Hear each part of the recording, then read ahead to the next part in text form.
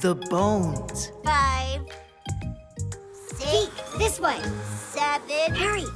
8, 9, Where should I hide? 10.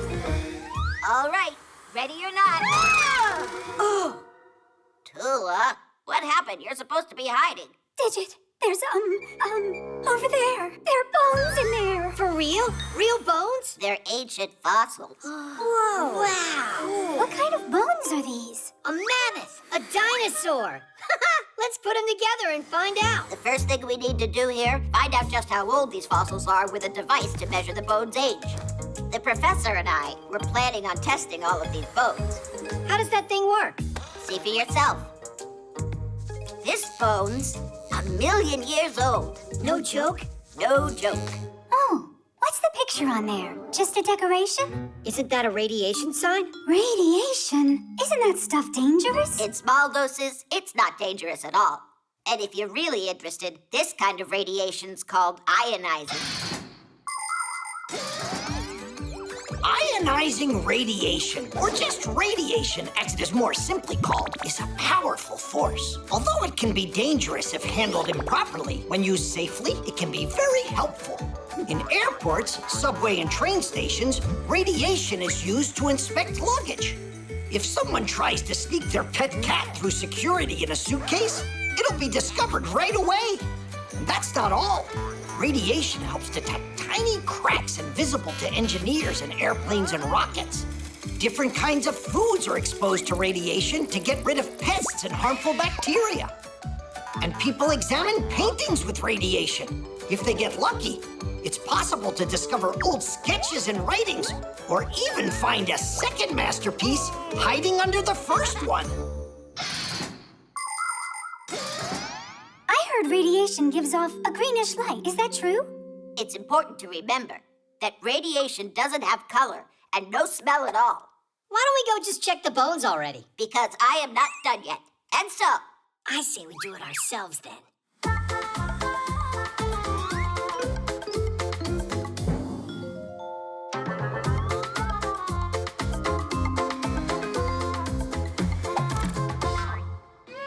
It's just some regular fish.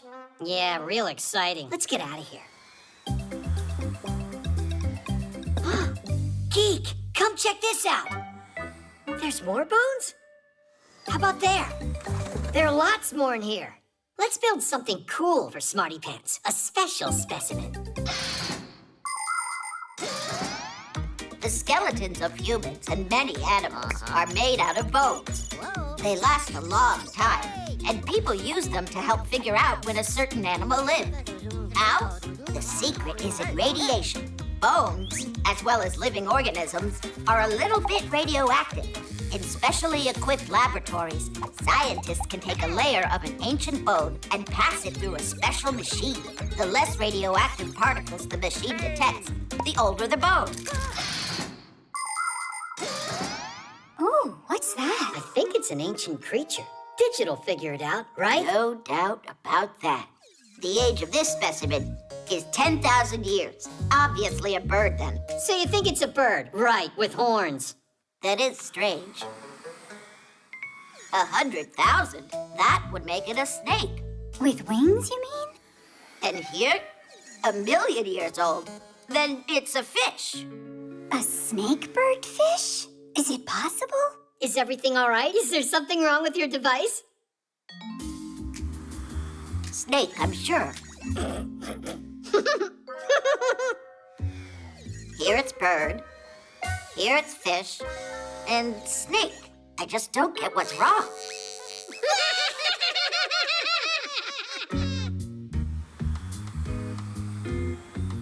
Digit. Could there be 3 skeletons in there? What do you mean, 3? Look, there are more bones in these boxes, and they're labeled snake and bird. And here is ancient fish. You played a joke on me, huh? It's not funny at all. Relax. We didn't mean to insult you. The truth is, your device was right. Not one mistake. Of course not. Radiation's a really good thing if you use it wisely and with proper care. Digit, you're so smart. By the way, you missed some important parts of my lecture. So let's start. Hey, I thought we were playing hide and seek. You're it. But, all right. Here I go. 1, 2... The hook. Woohoo! Simka, look out! Geek, why did you hook the Fixie boards together? Because it's fun to fly in a train. Anyhow, I'm Tweak. Geek's over there. Hello. You really must learn the proper way to use things. You agree?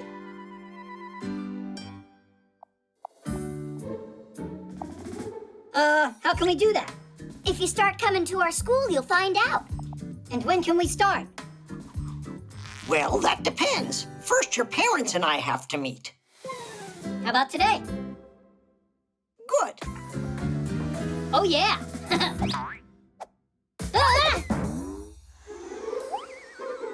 Hooks are not something to count on. Ugh.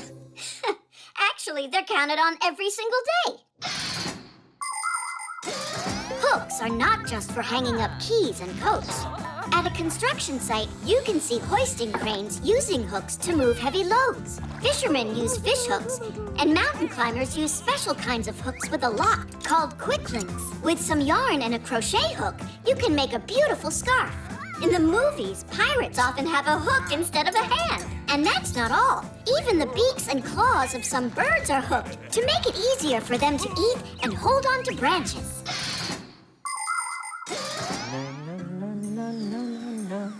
Irons, phones, and toasters, MP3s and TV screens.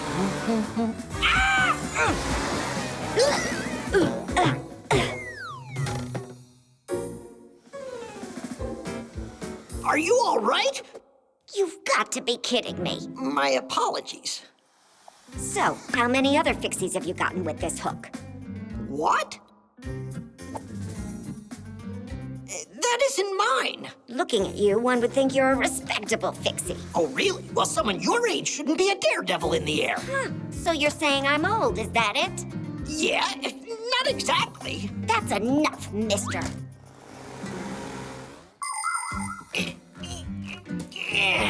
My, how they tied this up.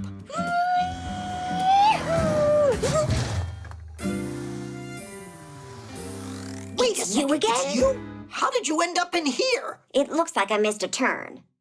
Actually, where am I? Well, you're in a laboratory. Let me guess what you're doing here. You happen to work here, right? You're quite observant. At least one of us is. Don't you see I need help? I could get you out if I used the hook, but I'm pretty sure you'd rather I didn't. Just do it.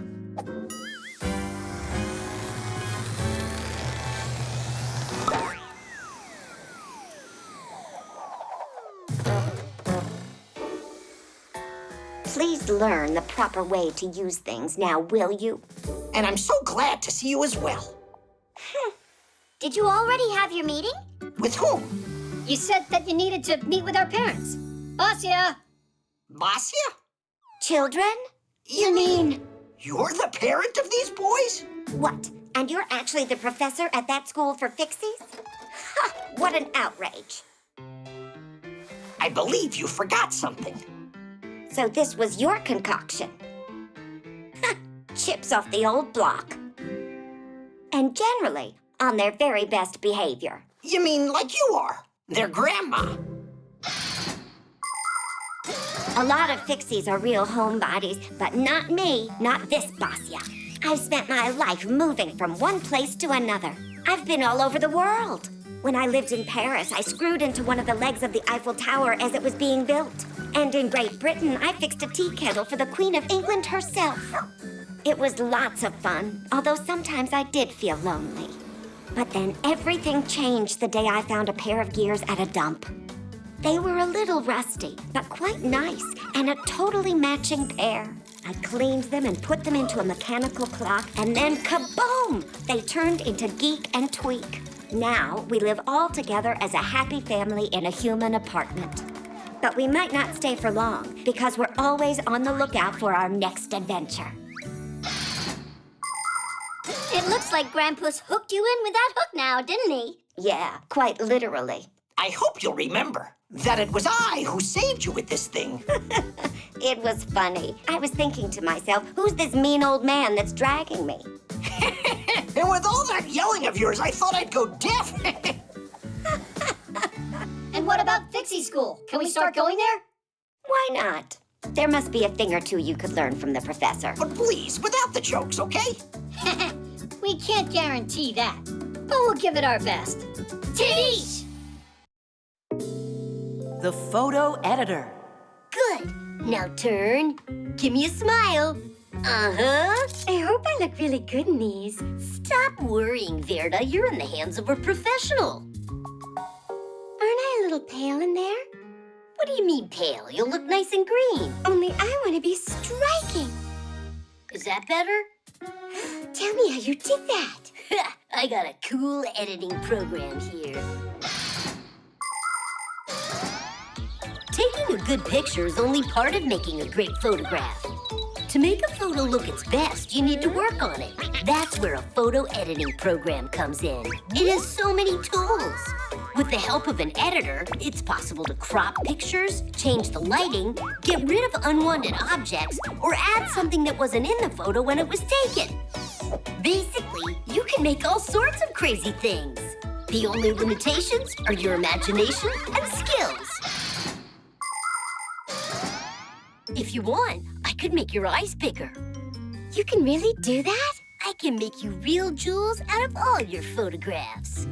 Class! Then give me long eyelashes. That'll be pretty. How about a crown, too? I think it looks great. Oh, Fire, you're a real pro, aren't you? Only I'll need some time to get it done. You know, it's a creative process. I get it, Fire, of course. I'm not going to be a bother. And tell everybody else they should come check out my super-duper photo studio.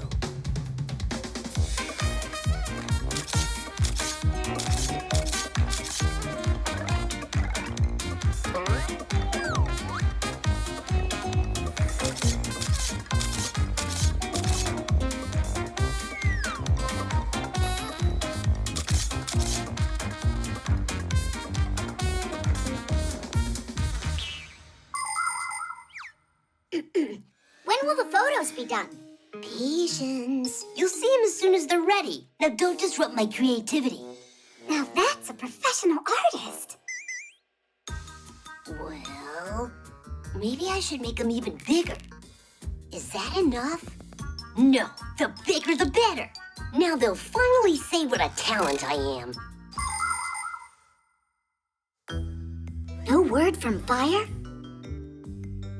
Not yet. Having to create is hard. Hey, you want to bet that my photograph will be the coolest? What makes you think that?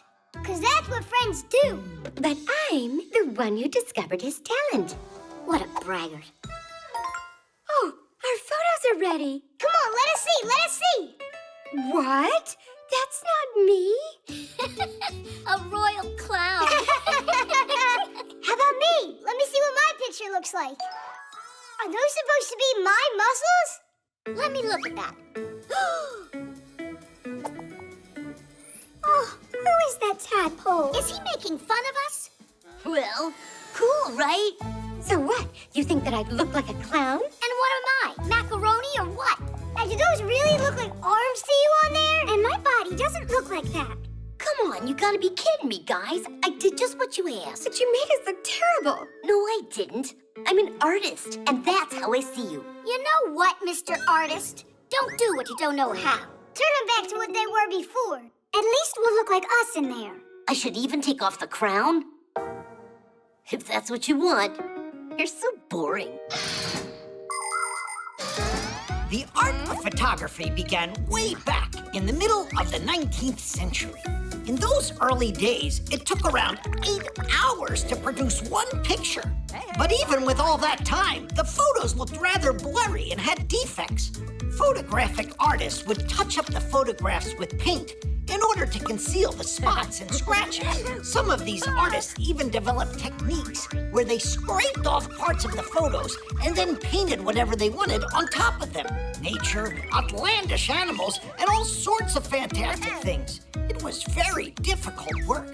When digital photography was invented, it became much easier to fix a picture. Just load a photo into a photo editor and edit away. Now the challenge is trying not to go overboard. You want it, you got it.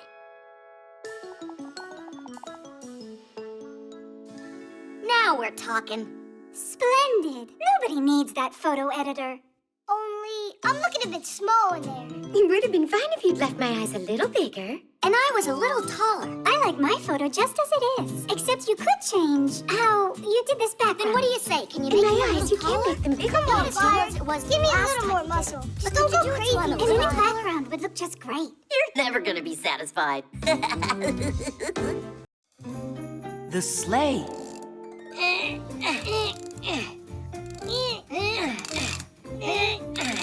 All right, let it drop.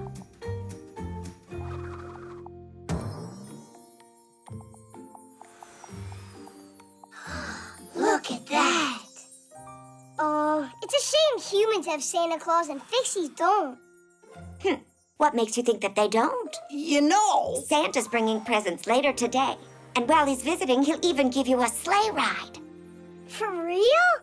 Hooray! can I have a second to talk with you? What's all this nonsense? Where are we supposed to find some Santa Claus for this? I figured it all out. Tell me you're joking. No, I won't have this masquerade. Trying to do something fun for the kids is too much for you? Ah, I see. Can you put together a sleigh at least? I'll take care of the rest myself.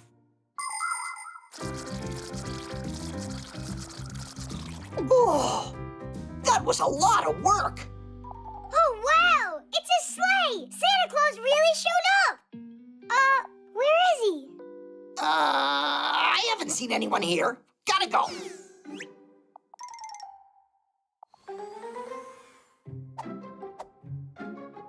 I'll take one ride, that's all.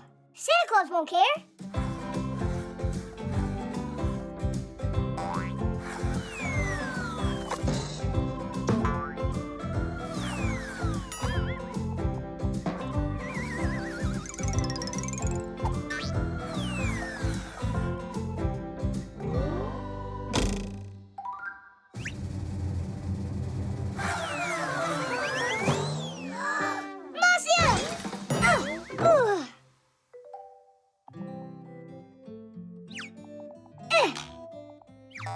It's really broken. Santa Claus won't even talk to me now.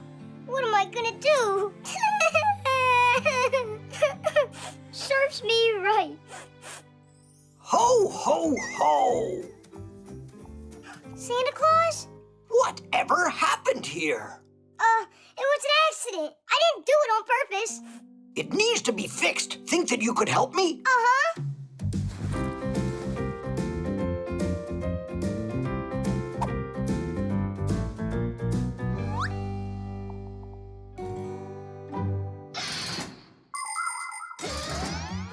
Sleds and sleighs are simple but very useful things. Just attach a seat to a pair of runners, and the sled is ready to carry people or loads. In snowy places where cars might get stuck, a sled can easily glide right on top of the snow. And if you harness a dog to one, no one will be able to keep up with you. There are even different kinds of sports that feature dog sledding. There are also people who attach sails to sleds so they can catch the wind and sail along the ice at high speeds. And of course, you can just have fun going sledding. The more people on board, the faster you'll go. You can climb to the top of a hill with your family and sled on down together. You'll fly so fast the wind might whistle in your ears. Hey, hey, hey! Look out below!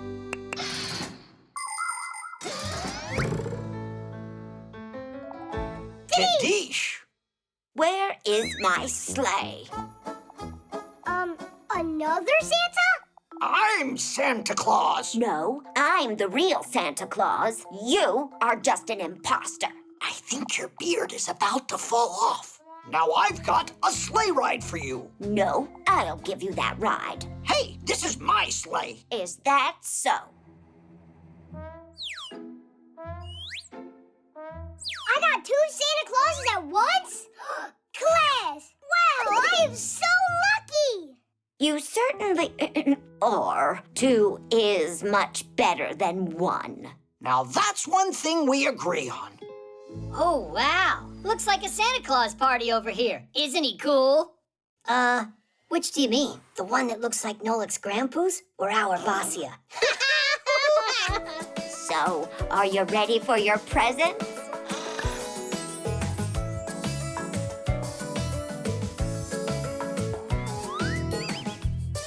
I will go grab my sled from the tool shed, put on gloves and a hat onto my head.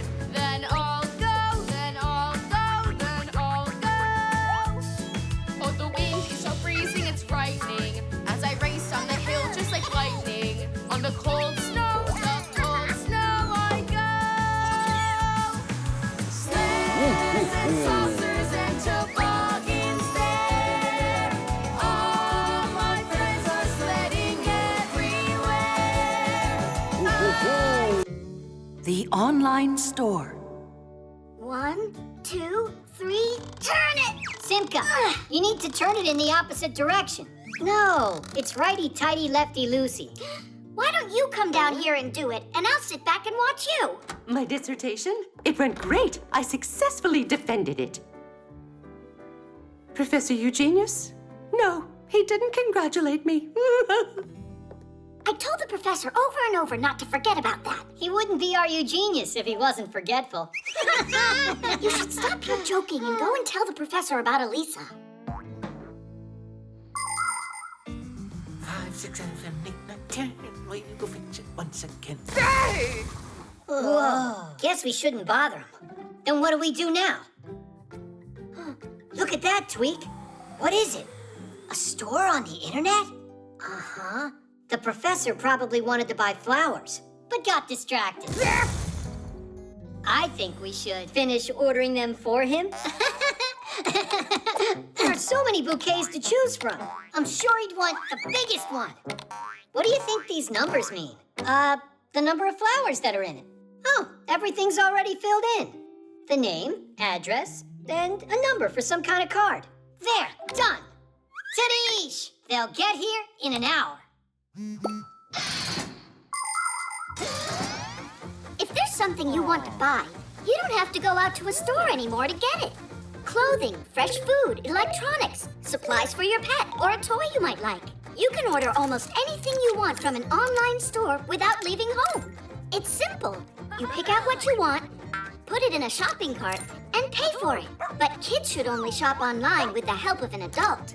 Before you know it, your order will be delivered straight to your house. Just as long as you gave them the right address, that is. Ah, what a lovely smell. Oh, there's a note in here. To Professor Eugenius, thanks a lot. I was certain they were from me. Hey, you got it all wrong. They're from him. They're for you. We can fix this, no problem. To Elisa. Done. Another bouquet?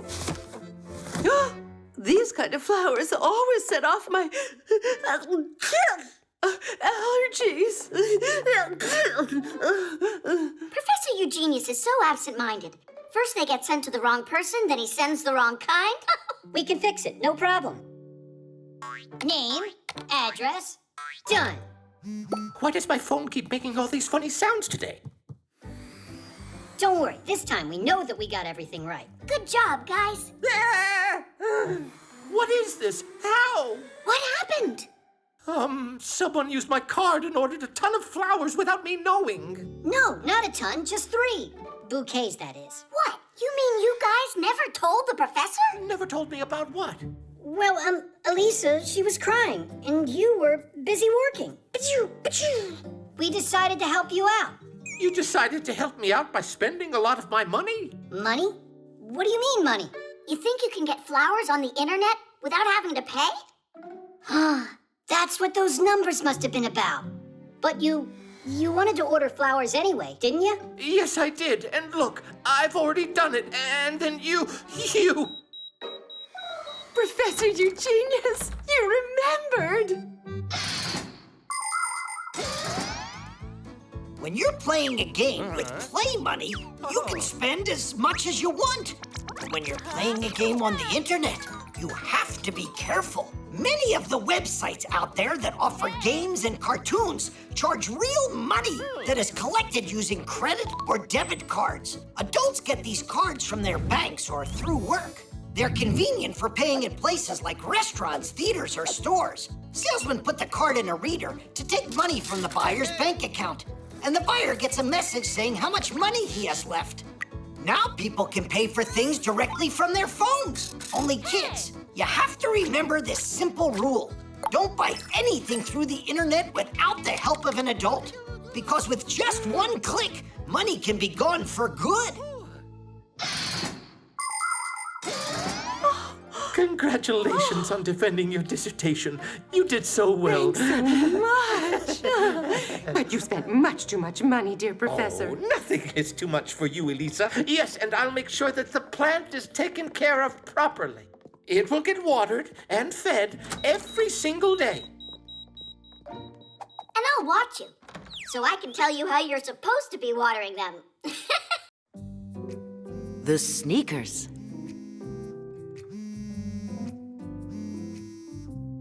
Good morning. How are you, Katya? Hey, Tom Thomas. Look at these cool sneakers my mom bought me. They light up. Whoa. Aren't they awesome? You don't have sneaks like this. And why are you so sure of that? I got them. Yeah? Show me. All right, I'll show you. Only, I gotta use the bathroom. Call you back soon. Do you really have light-up sneaks like you told her? No. But you know, I have these two friends. They can make almost anything in the world. Light-up sneaks included. Or maybe they can't do it? Actually, they could do it. They would be no problem. Just attach the little lights and you're done. All right, Nolik, you get the batteries. And Tom Thomas, you get your sneaks. Uh-huh. And I'm off to the laboratory to get light-emitting diodes.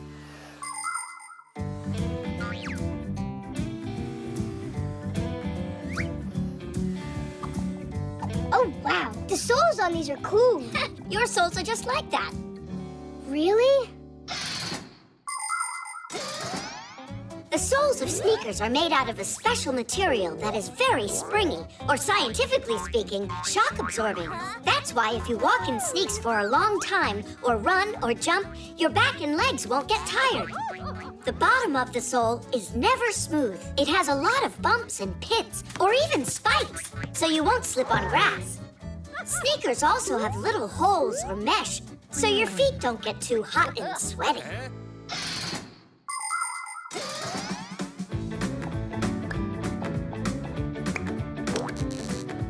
Didish! Call Katya.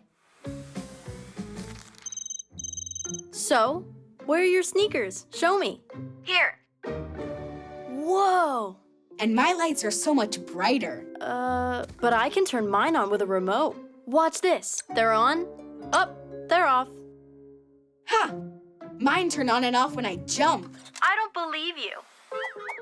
Oh, Katya, can't see you. What's wrong? Huh? Tom Thomas? Hello? What? The lights on your sneakers, that's not how they work. Don't I have these really good friends who know how to make anything in the world? Yeah. Hello? Hello? Tom Thomas. Oh, everything's working fine again. Watch this. Hup. Now they're on. Hup. Now they're not. Hup.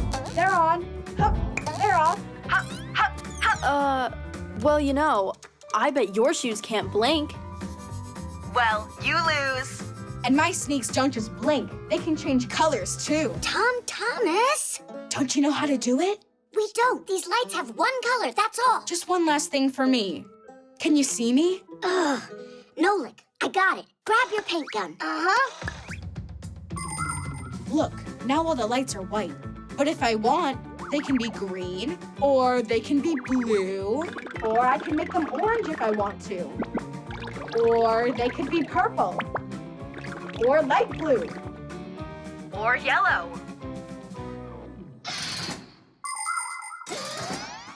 Do you know why little light-emitting diodes are able to burn so brightly?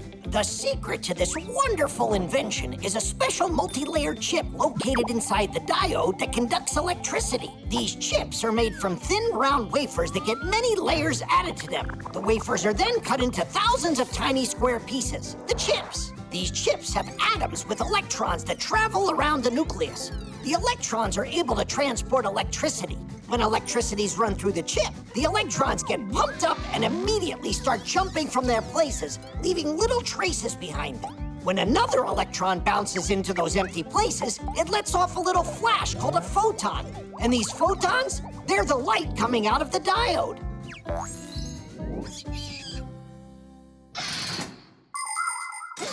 There you go. My sneaks are cooler than your sneaks. And you know what else they have? Little wheels. Yours have wheels on them? What wheels are you talking about? Simka? Oh. Well, I have these really good friends that know how... they're really good friends. You know what? I think you should ask those friends to help you out. We need to go. Right, Nolik? Right. And we're taking our lights, too. Tom Thomas, that wasn't fair. Not fair at all. I agree. Wheels would have been just too much work. Aha! I see it wasn't only me using the Fixies to do everything.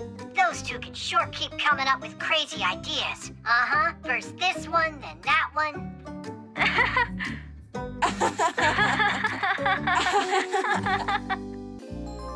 The parachute. Pass it, Geek! Actually, I'm Tweak. It's impossible to tell you guys apart. Well, yeah. Nolik, come on. We're gonna be late. Oh, we've got a class to go to. It's about parachutes. Hey, actually, me and Geek are the world's best Fixie parachuters. The world's best? And we can teach you how to jump. Thanks. Another time. We'll just take one jump. Then when you get to school, you'll be the most prepared of all. Simka, it'll only take a minute or two, and it'll be awesome. And you really know about parachutes? Uh-huh. A parachute looks like a big umbrella. Before jumping, it gets folded up and packed into a backpack. Then, during a jump, it is released with a special mechanism, and its durable fabric instantly opens up into a canopy. Air stops it from descending too quickly. So even a big person shouldn't be afraid of crashing down. But still, skydiving is no joke. To do it safely requires a lot of special training, dexterity, and proper gear. Here, put them on. Don't worry, they're super high quality. You gotta take off your pack-a-mat.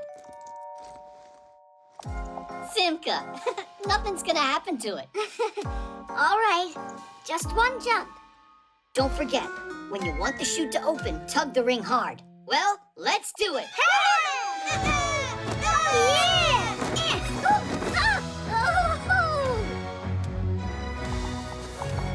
Class! That was nothing.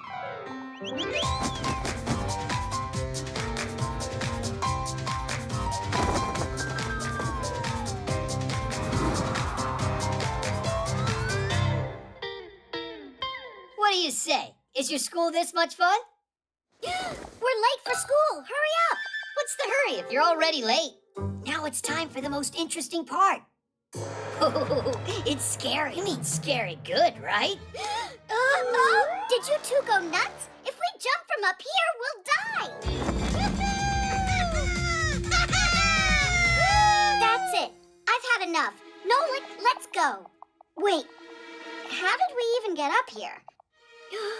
We gotta get our pack-a-mats. Oh, yeah! Hey! Come on, jump! You gotta bring our pack-a-mats to us. No, they'll open. Just jump. You heard me wrong. What, are they waiting to show us some formation? Uh-huh. Cool, guys. Please bring our pack-a-mats to here.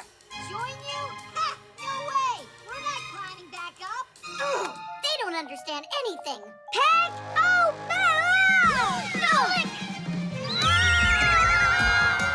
Give the ring a tug! The ring is stuck, Marcia! Try the reserve!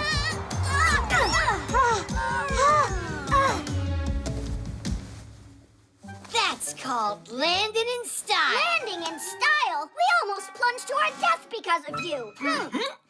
Uh-oh. What is going on in here? Grandpoos, we were just, Cutting school, I believe. Aha. Quite original. Whose work is this? Oh, well, hello there. Hi there. This is our parachute. And these are our new friends, Tweak and Geek. Only the other way around. Twins! Fantastic! And at what school did they teach you to do that? We get homeschooling. Aha! You can learn plenty of new things without having to study at a school. There are human children all over the world that are homeschooled. And some Fixies, too. Both of these ways have pluses and minuses. For instance, you might not get called on in a class with lots of pupils. But at home, where you're always face-to-face with the teacher, you've got to be well prepared. And what about having classmates, you wonder? Isn't it more fun to study together? Well, when I was a schoolboy, I actually loved to hide from my classmates on occasion so I could wrestle with a difficult problem in peace and quiet. The truth is, the most important thing is not whether you study at home or at school. What matters most is that you give it your best no matter where you're studying. You know what? You think you might like joining our class? We could really use students like you in there. Do you have pack-a-mats for us? Yes, you'll get them, only after the exam. And Fixie boards? Those you can pick up right away. The shirt. Hey, wait! I came up with another joke. A Fixie clown got kicked out of the circus for acting screwy. Get it? A Fixie screwy. Come on, Geek. We gotta go now. That iron won't clean itself. Oh, wow! Is that cotton candy up there on that stick? It's just plain old cotton. I was kidding you. It's what they make clothes out of. Wrong. Cotton balls just grow into clothes. Is that true? You see this ball over here? We can grow a whole shirt out of it. Right, Geek? And the timing's perfect. We could get a great harvest out of this one. But we gotta go clean that iron. That stinks. How about this? We'll tend to the shirt here, but the iron's on you. What do you say? But I want to see how you guys grow it. You mean you want us to do all the work and you just get to watch? Is that fair? All right, I'll go and do it. Woo! That was a lot easier than I thought. I can't wait to see his face. People love to buy clothes, but not everyone takes good care of them. If their clothes get stained or ripped, they'll just throw them out. A ton of things end up at the dump for no good reason. To reduce all of that waste, you need to wear your clothes with care and handle them properly. Don't wash your clothes too often or in very hot water. The same goes for ironing. By the way, if you dry your wet clothes on hangers, then you won't need to iron them at all. And if you do have something that can't be cleaned or mended, don't just throw it into the trash.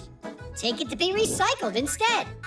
Those old things can be turned into a car seat, building materials, or some new piece of clothing. Cool, isn't it?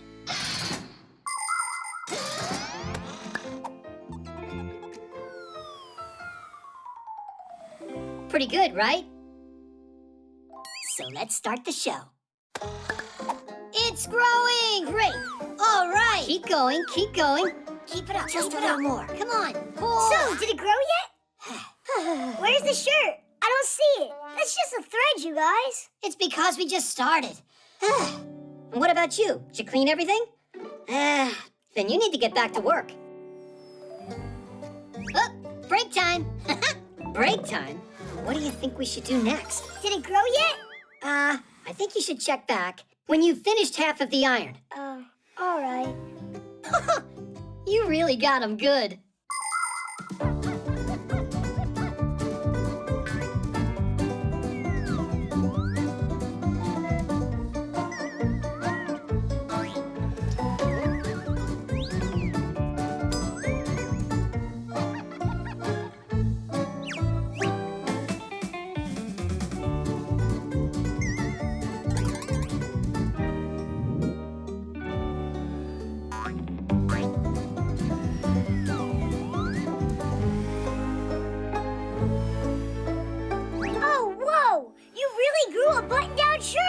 Was there ever a doubt?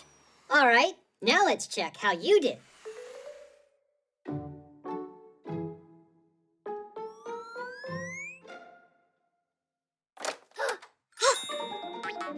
Wow!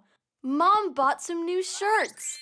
Nolik? Katya, I'm sorry, but you're wrong. They were grown by Tweak and Geek. Funny, you're joking, right? No, I saw it with my eyes. They grew from the cotton. You mean this was all a trick? To make me clean the iron! The shirt doesn't deserve your frustration. Don't be upset. I got a good plan, Nolik. I still don't get how this works. Where do all these clothes come from, then? Cotton is grown in fields. People collect it and pull it into thread. At factories, the thread is made into fabric, and the fabric into clothes that get shipped to stores all over the world. To make sure this process doesn't harm our planet, everything needs to be done with care. That means saving water and electricity and not using harmful fertilizers. So the next time you need to buy a new pair of jeans or a shirt, choose one that is made with concern for nature. Nolik, you are a champ. It's totally clean.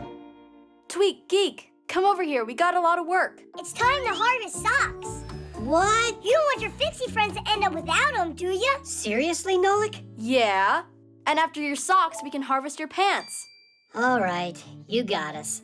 Nolik, how about we do one of your chores for you now? No more tricks. Sounds good. But first, we harvest the socks.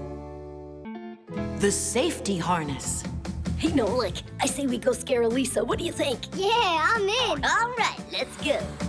Hey, Nolik, where you going? What about the rock climbing? We changed our plans for you. Getting some lessons was your idea. You're right. Fire, I'm sorry. I wish we could play our trick, but they invited me. I invited you too, didn't I? But you did it later. You want to join us? No thanks. Fire, are you upset with me? Just go already. They're tired of waiting around. Why did Nolik do that? Just trade me in for the new kids. Just you wait, Nolik. You'll be crying your heart out to be with me. There we go.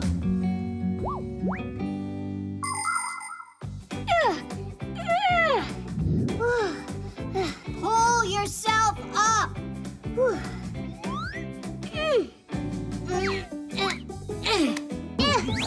This harness is just getting in my way. Huh? Look where Fire climbed all the way to. And without any of these ropes.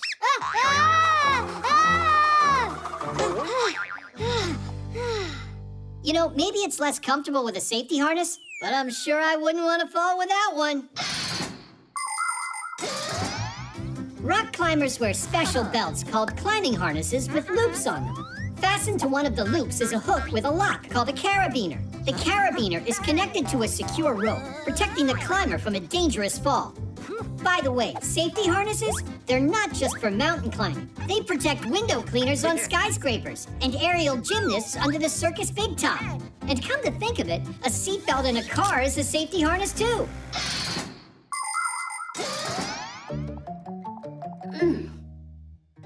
Really? No reaction? Then wait till you see these, Nolik.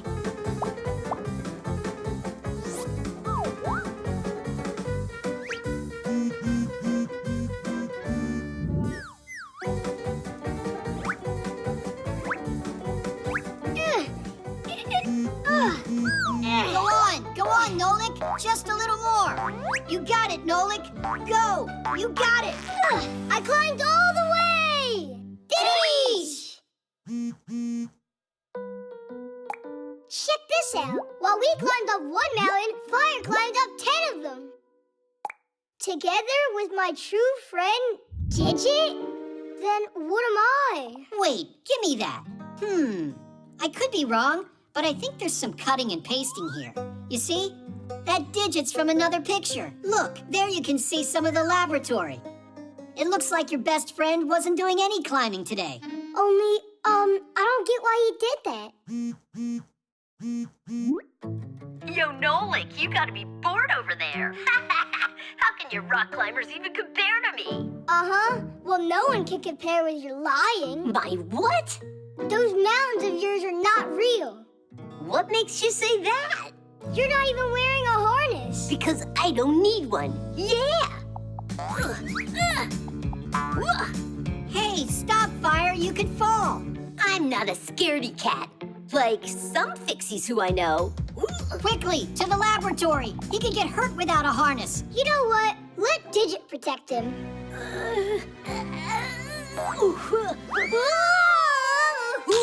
Help! Huh? Fire! Hang in there! We're coming to save you! Before trying to become a real mountain climber, beginners should start by getting some training at a rock climbing wall with an instructor. While the wall is not a real mountain, it's still important to follow the rules. The best kind of clothes for wall climbing are gym clothes. For your footwear, it's best to wear athletic shoes that have a non-slip sole on them. You must never start climbing until after the instructor checks that you're wearing your safety harness correctly and that it's fastened securely. While you wait for your turn, move away from the wall so another rock climber can't land on your head. And no selfies up there.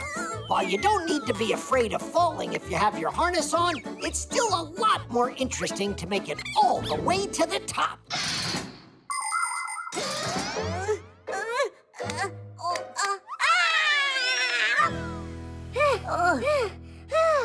That fall could have killed you. As if anyone cares what happens to me. Hey, we all care about you, Fire. You really care? Nolik, you're my best friend in the whole world. Woohoo! When are you gonna tell Digit? By the way, that looks like a good climb. Wanna try it? Only you'll do it the right way this time. Finish! Trash.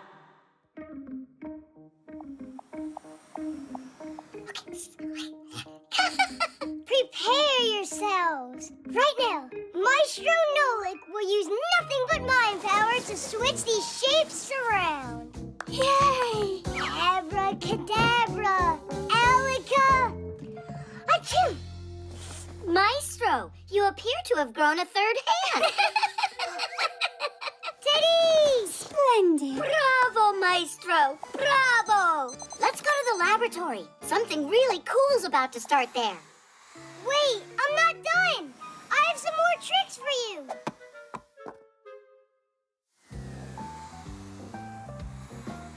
Oh, dear colleagues, so glad you're here. Have a look at my latest invention. It's a mini recycling factory for trash. Are you ready for some magic? You mean a trick? Professor, your report. Oh, there's so much trash in here. Professor Eugenius, why don't I throw it out? Stop out of this trash, as you call it, Elisa. We can create wondrous new things. Again, you've made a mess in here. What happens with that trash that you've gathered into a bag and thrown out? It's taken by a trash truck, together with other trash that's been collected, to a dump. And there, what once started as a small pile can gradually grow into a huge mountain of trash. And more trash keeps coming every day. Oh, Marcia! To stop trash from threatening the lives of every living thing, it needs to be recycled. Everybody's help is important here, from the world's big humans to us little Fixies. All right, let's begin. Throw the old cans in there. Into here? Into there. Into here. Mm-hmm.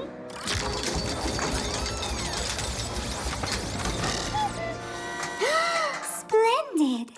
You see, the machine recycled the old metal can into a new shiny one. What a silly trick! Oh, quiet! I'm telling you, he had the new can planted in there. It's time for glass. All right, Elisa, go on.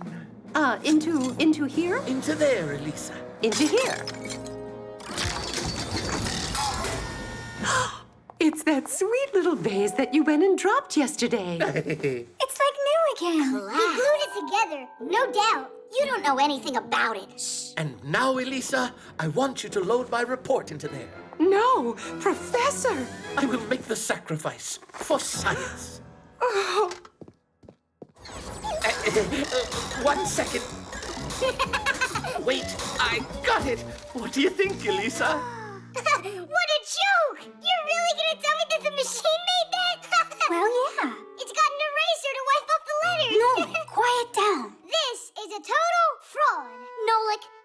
only fraud around here. Oh, yeah? I'm gonna prove it to you. And now, the final experiment. You have never seen anything like it. We put some plastic in there, then press on here like that.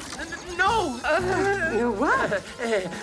No inventory. I need you to bring some more plastic right away. Uh-huh.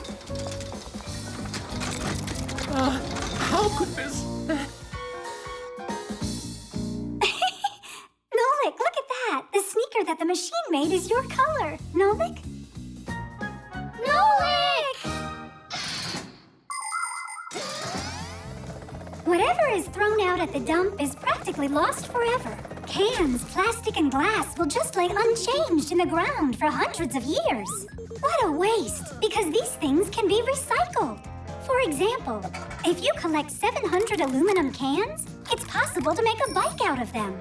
5 kilos of old paper is enough material to manufacture a new chair. And a shirt? That only takes 16 recycled plastic bottles. Splendid? Oh yes, I think so too. Really, it's not that hard at all. You just need to learn how to sort your trash. If you do, many old and unwanted things will escape being thrown out at the dump and go to a special recycling plant instead, where they will be given a second life. No, he couldn't have flown in. I saw him, I'm sure. Nolik, please come out. I promise I'm never gonna call you a fraud ever again. Nolik! I'm here, don't worry. Oh, Nolik, you're okay. Nolik! Ooh. Oh, Nolik, you really scared us. You're alive. I couldn't find anything at all in there.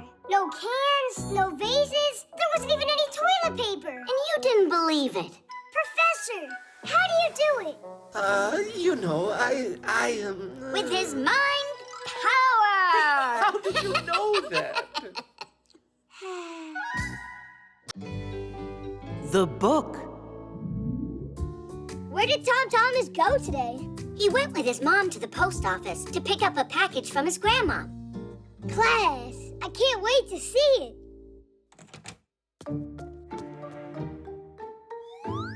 Well, what did your grandmom send you? It's the #1 coolest present. Did you really get a pack-a-mat? What? I'm allowed to dream, right? I wish it was a pack-a-mat. It's a book. Oh, wow! That's Treasure Island. What's the difference? I think books are as boring as it gets. I agree. Guys, come on! Inside of this book are really cool adventures. What are you talking about? Inside that book are letters.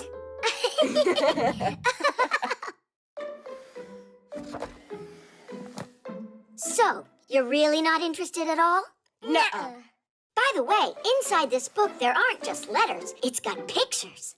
Pictures? A lot of them. And they're exciting, colorful, and huge. How about we take a little peek at those pictures?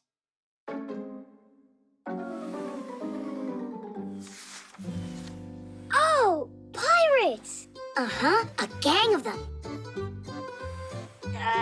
Simka, help me out! Whoa! Check out that skull! What's going on here? Well, if we want to find out, we'll have to read it. Will you read it to us? All right. Having taken a hold of the map, the pirates set off to find the stolen treasure. And they walked on and on. The road was winding and went up and down. Finally, that very pine appeared in the distance. It towered almost 200 feet above the thicket. Sensing that the treasure was close, the pirates rushed forward. Even Silver hopped along on his peg leg. After a moment, everyone was standing at a huge pit. It was dug a long time ago. Its edges were already crumbling and grass was growing at its bottom. There were old boards from boxes lying around, but there was no chest filled with untold riches. Someone had already been there and stolen the treasure right out from under the noses of the pirates. 700,000 pounds had disappeared. So what happened after that? Yeah, who stole the treasure from there? Read it. Read it, but reading's boring, you said. Huh. Then don't read. I don't care. Me neither.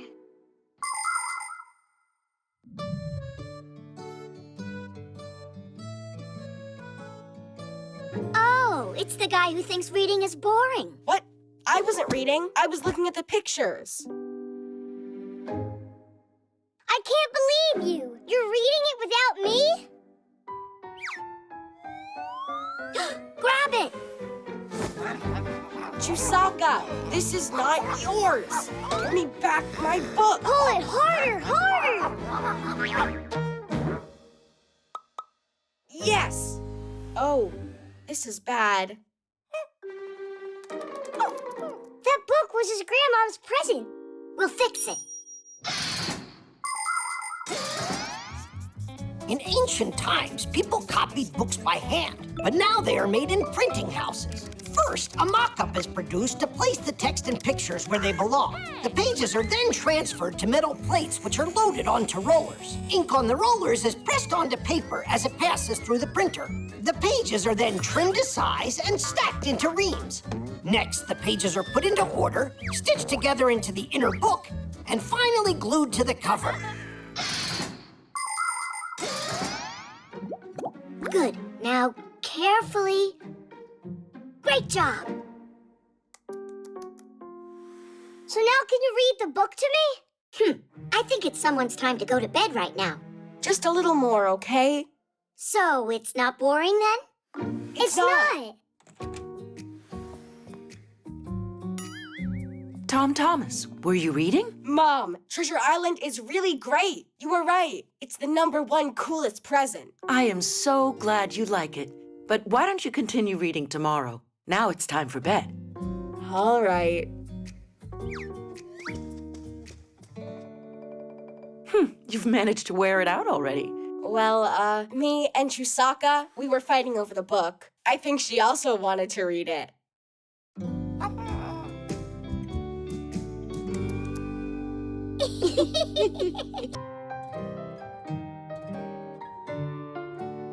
Comics. Katya, are you done yet? Just a second, you two. There, all done. What do you think? A whole comic about us. It's great. You can make a movie out of it. Look at that mug. Check out how good I look. And I look like Superman. Well, I look superer. No need to argue. You're both heroes. Wait, if you put it on the internet, then we'll become famous. Is it a smart idea for Fixies to become famous? Ha! I say the more fame, the better. You do. Well, anyhow, see you later. Hey, that's not fair. I mean, we saved the planet, and no one's gonna find out. Comics are a kind of picture book in which the pictures are combined together with words. To make one, first you come up with a story. It could be about superheroes, or princesses, or scientists, or even all of them at once. After that, you can start drawing. Divide a sheet of paper into sections and fill them with a series of pictures that tell your tale. And write what the characters are saying in speech bubbles.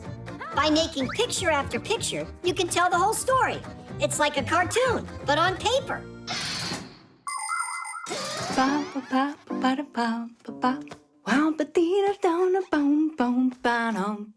Wow! Oh, what is this? Did she really draw this all by herself? That Katya of mine is one talented kid. My subscribers are gonna love this. That talented kid keeps forgetting to charge her pad. This is gonna take forever. A good cleaning. That's what we should do to make it charge faster.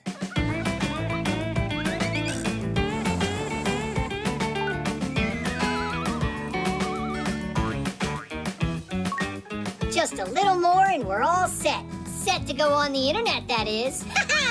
Then, tons of humans will know about us. Humans?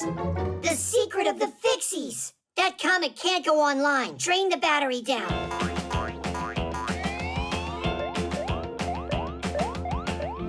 It's taking forever.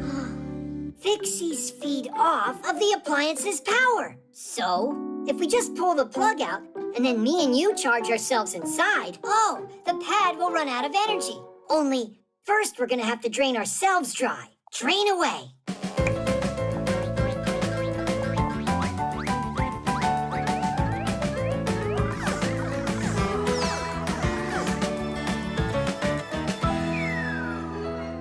It's totally drained. Huh, did I really forget to plug in the cord? We'll show Katya's mom who's the boss. People can spend hours on their pads and phones, and that's why they have to be recharged all the time. But do you know how you could do that less often? One thing that works is to unplug the device after it reaches 100% charge.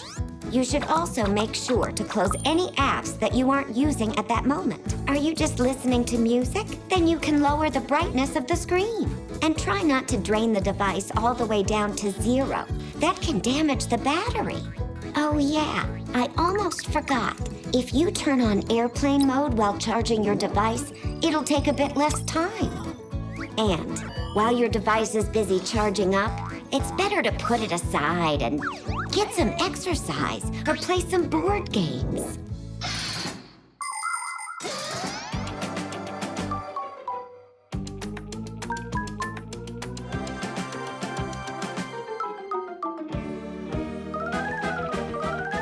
I'm worried I'm gonna explode. Hang in there, Geek. Hang in there. We can't take it much longer.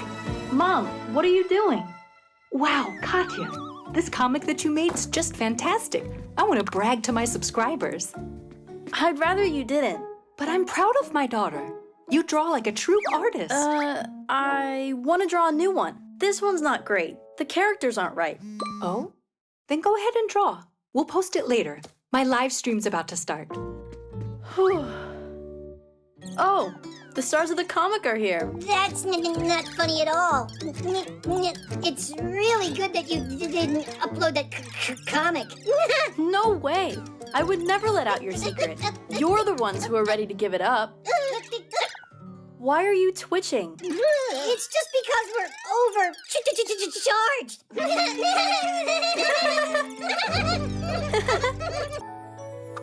Snow.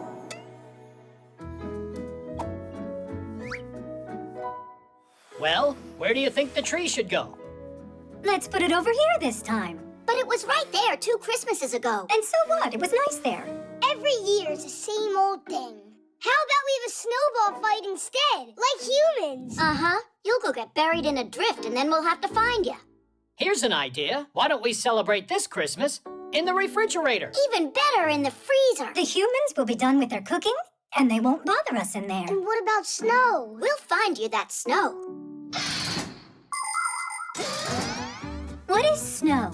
When water evaporates from seas and rivers, it flies into the sky, turning back into liquid again. The drops are so tiny and so light that they just hang in the air and form clouds.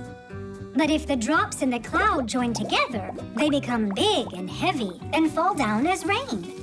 But these heavy drops freeze when it's cold out, and they turn into ice crystals. They grow spikes in all directions, forming what we call snowflakes.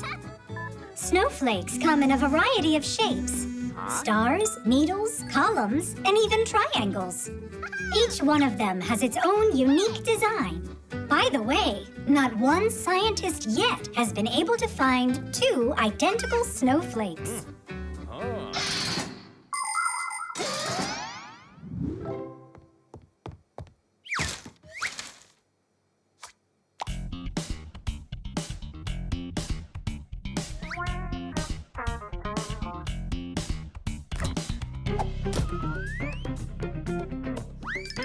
Refrigerators are the best if you love chilly air. You love chilly air. You love chilly air.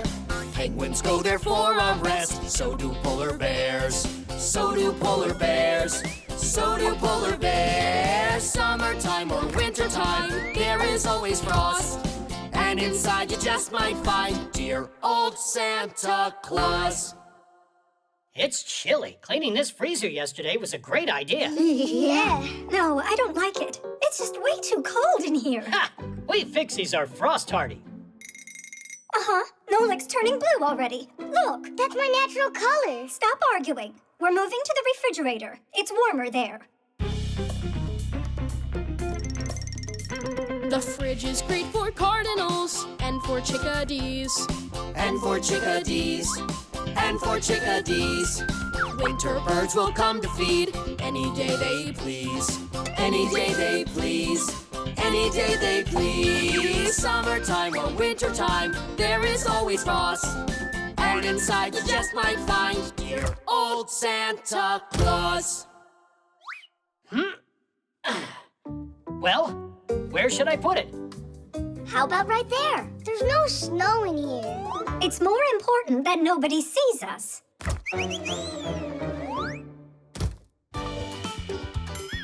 In the fridge, the weather is a walrus's dream. Walrus's dream, walrus's dream. They love jumping in the water and the sour cream. And the sour cream, and the sour cream. Summertime or wintertime, there is always frost. And inside you just might find dear old Santa Claus. If they put in one more pot of food, then there won't be any room left for us at all in here. Or snowball fight either. There's no snow in here anyhow. This was a bad idea. Let's just go home. The television will be cozier. Marcia, let's go back to the freezer. It'll be fun for the kids. There won't be any snow in there, but we'll be able to find some frost. And to keep ourselves from getting cold, we can dance in a circle. You convinced me. Quickly, Christmas will be here soon. Everybody needs a fridge. It has ice and snow. It has ice and snow. It has ice and snow. Only we could use a smidge more room for the food to go. Room for the food to go. Room for the food to go. Let's all climb inside of there like one big happy brood. But there's no space. There's no space, who cares? We'll just eat the food.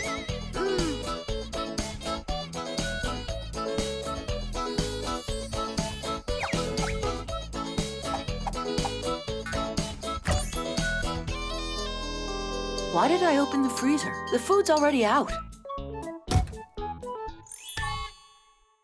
Oh, those humans. The contacts.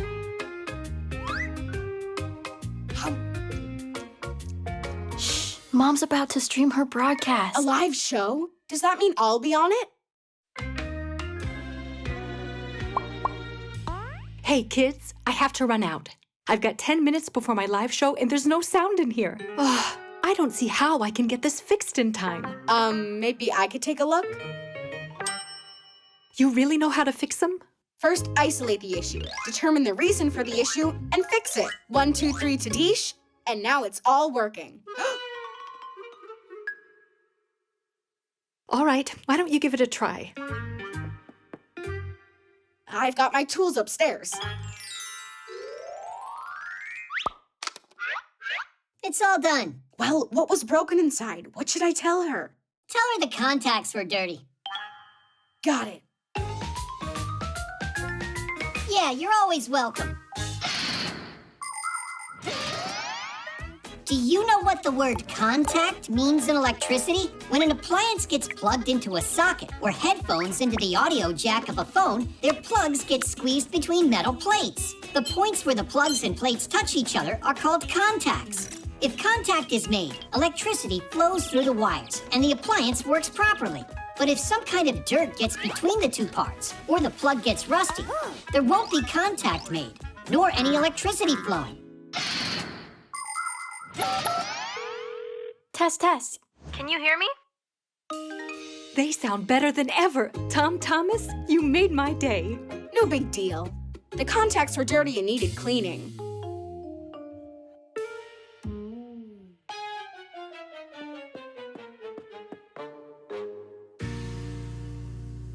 Now what's wrong with this? Let me take a look.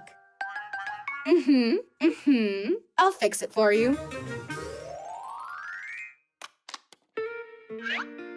All done. A dirty contact. Aha! I'm a master. You're a braggart, that's what. I'm trying to help your mom out. Or would you rather her show gets canceled? Thanks so much, Fixies. Katya, why have you kept this secret? Those are golden hands you've got. That was nothing at all. At home, I always fix things. Like our laptop, our dishwasher. The pack-a-mat. The pack-a-mat.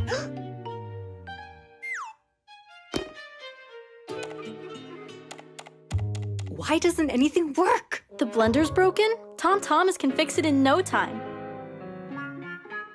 But electrical appliances can be dangerous for kids. Of course he'll have to unplug it first. I can't do it in front of you. I'll get nervous. All right, we've got 5 minutes to do this. And don't plug it in yourself. What were you thinking? You gotta get the Fixies to come. What's wrong now? Oh, you're right on time. Could you fix this? You're the master. You fix it. I don't know how to. Just say 1, 2, 3 Tadish, and the blender will fix itself. Oh, please, you gotta help me out. I promise I won't brag anymore. All right. You need to put the lid on straight. There you go. That's what you needed for contact. That's all?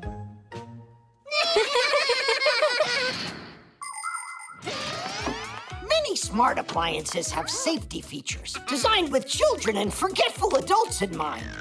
Like refrigerators that beep if the door is not closed tightly, or washing machines, electric kettles, and irons that automatically turn off when they're done working or left unattended. Appliances like juicers, slow cookers, and food processors are designed so you can't turn them on if the lid isn't put on correctly. Pretty cool, right? There are even cars today that can detect if they're going to hit something and brake by themselves. It's very convenient, but still, it's better not to completely rely on machines for safety or to depend on Fixies to come to the rescue. So please, don't leave appliances unattended for long and take good care of them so they can work properly and safely. Bye-bye, guys. Have a great day. Thank you so much for your help, Tom Thomas. I couldn't have done it without you. It really wasn't just me. Who else was it? I'll tell you. He got help from some real masters. You're lucky to know them. Oh, can you give me their contacts? My vacuum cleaner needs fixing. Come on, Tweak. We have to go and fix that vacuum cleaner. The trampoline.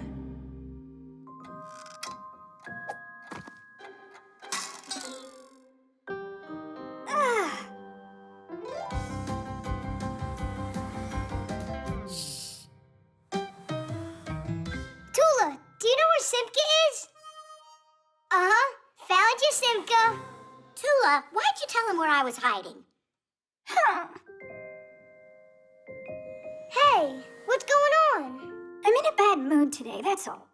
Then play hide and seek with us. That'll make your mood get better. It won't do anything. I'm gonna be in a bad mood today.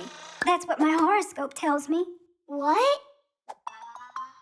That's a joke, right? Fixies don't believe in all that nonsense. Some people believe that the stars and planets have control over what happens in our lives. If you slip on a banana peel, it's Jupiter's fault. If you win a competition, say thank you to Mars. People even make up horoscopes or predictions to try and figure out who's going to be lucky on a given day and who's not. Of course, it would be nice to know what the future holds beforehand. But to this day, scientists have still not found any evidence that horoscopes can actually predict the future. Obviously, some predictions can happen coincidentally, but we shouldn't count on those predictions coming true. Everything is in your own hands. It feels much better to know that your success comes as the result of your hard work, and not because of the turn of some planet. But I really am having a terrible day today. That means the horoscopes aren't nonsense. I say we check and find out.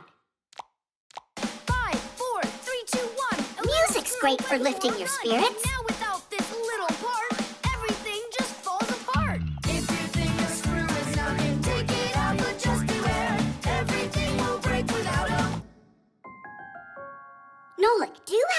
huge brush? For what? So we can tickle Tula. Hey, what's that for? Tula. Hey, where are you going? Wait, I'm gonna cheer you up.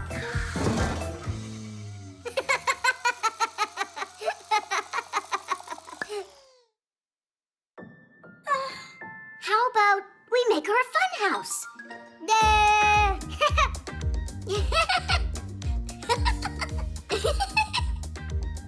Whoa! Oh. This really isn't funny at all? Oh, here's something we gotta try with Tula. Research by scientists has proven that your mood can improve by jumping on a trampoline. It's not too hard to build a trampoline. Springs are attached to a metal frame on one side and a durable fabric on the other. Some trampolines are like big balloons that are inflated with an air pump, and they can look like a ship or a castle or even a mountain. It's fun to jump high on a trampoline, but safety rules always come first. Otherwise, you can easily fall or strain a muscle. It's better just to jump for fun and let the acrobats perform their complicated trampoline feats. We don't have a trampoline, do we? Wait, I got an idea. Stay here. I'll be right Hang back. on, I want to go with you.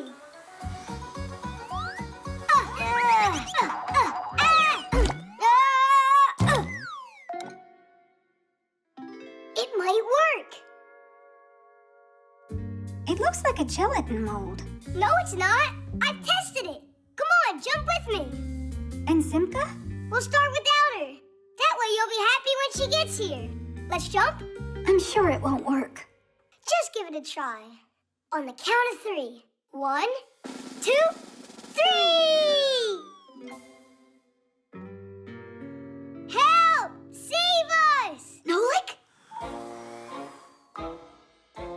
Yeah! A horoscope against a trampoline. It's not a fair fight.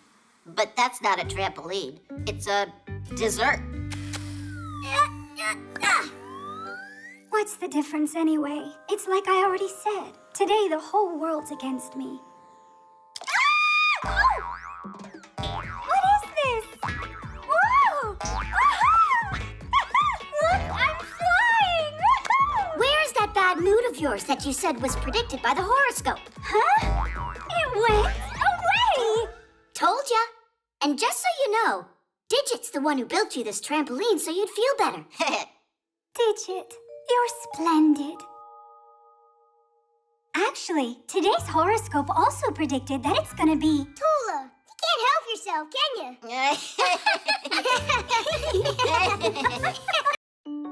The recording.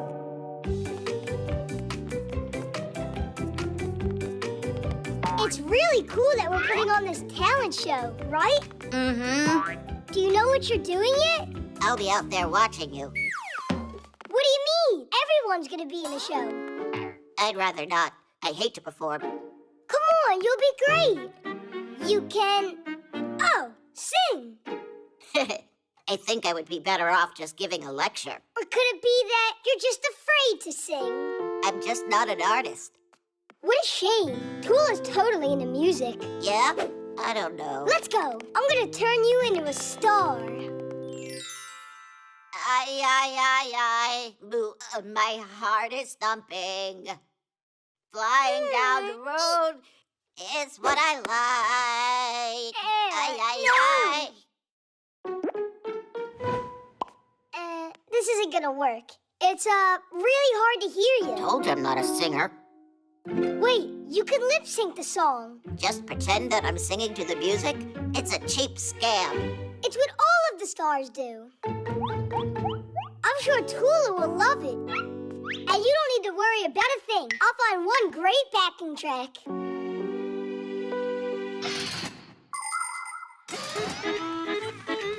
A song can be performed live or played from a recording. Do you know how a recording is made? First, the songwriter gets an idea for a song and writes the words and the music, which is made up of chords and a melody the words are sung to. The songwriter might then go to a recording studio to have other musicians play on the song. It could be just a small band or a whole orchestra. Now it's the singer's turn to add his voice to the recording. All of the parts are then combined inside a computer, and the recording is finished.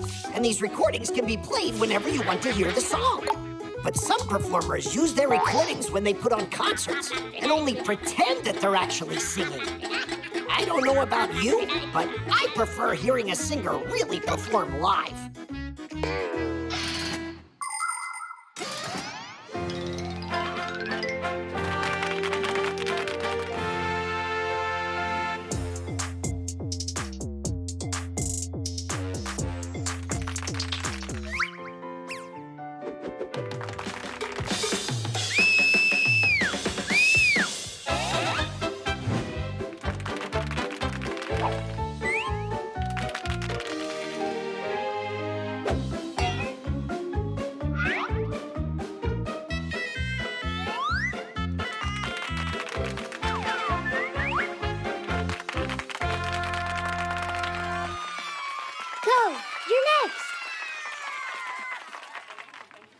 Maybe I should give that lecture.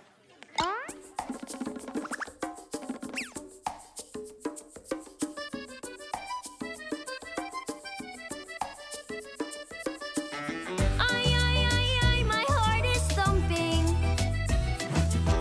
Flying down the road just like I like. My pedals pumping. Hey, you're lip syncing. That's not your voice, Digit. Lip syncing. Shame on you. You're a boo. You can't fool us. Don't quit. Go sing it yourself. You gotta try.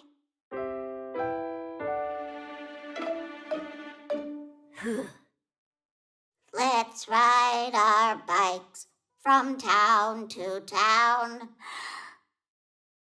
Let's ride our bikes the whole world round. We'll ride the day through because we love to. And then tomorrow we'll go and ride again. Aye, my two-wheel wonder. When traffic's jammed, I slip right through. I'm unencumbered. I am the driver and engine too. Let's ride our bikes from town to town. Let's ride our bikes the whole world round.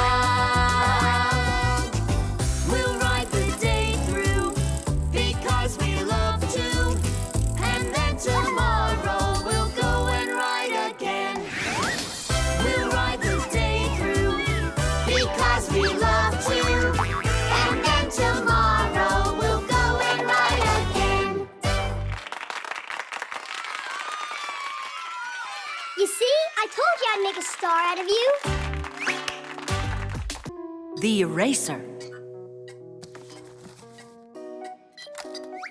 Nolik, did you get your homework done? Uh-huh. Then what is it that won't let electricity pass? An electrician? Maybe I won't get called on. Maybe I can cast you a spell for good luck. I wish I had a good luck charm that could protect against getting bad marks. If you would just do your homework, you wouldn't need to depend on magic. Simka, wait a sec. For my tests, I use this lucky charm a lot. That's an eraser. But a special one. It helped me get A's on my last few tests. Tom Thomas, please let me use it just for one day. You? Well, I don't know. All right, just be careful with it. It's so heavy. It must be from all of that luck inside of it.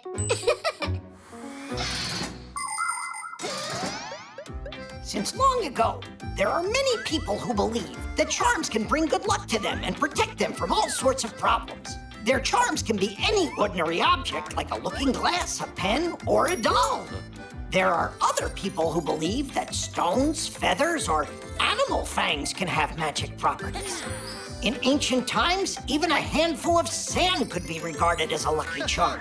Before going on a trip, travelers poured it into their pockets in order to ensure their safe return home. Yes, stories about the magical powers of objects sound appealing, but so far, scientists have not been able to confirm any of them. That's why it's important to remember that you won't solve your problems with the power of a lucky charm, but rather with the power of your own mind.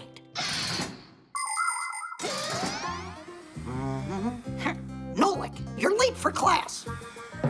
And what did you bring the eraser for? Let's see. First, we're going to hear from... Maybe it'll help me too, Nolik? Hey, leave it alone. Simka. Can you tell us, what is that? That's an electric circuit with a lamp. That's right. And who is going to tell us It's working. why the light bulb in this circuit is glowing? Do you want to try it? Digit, the light bulb is glowing.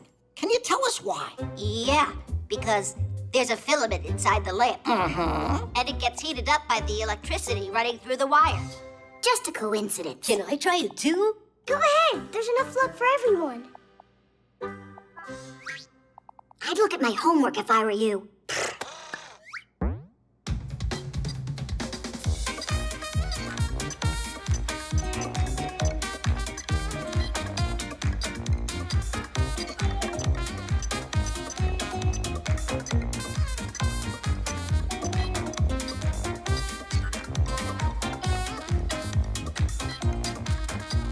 Nolik, what's going on with you today?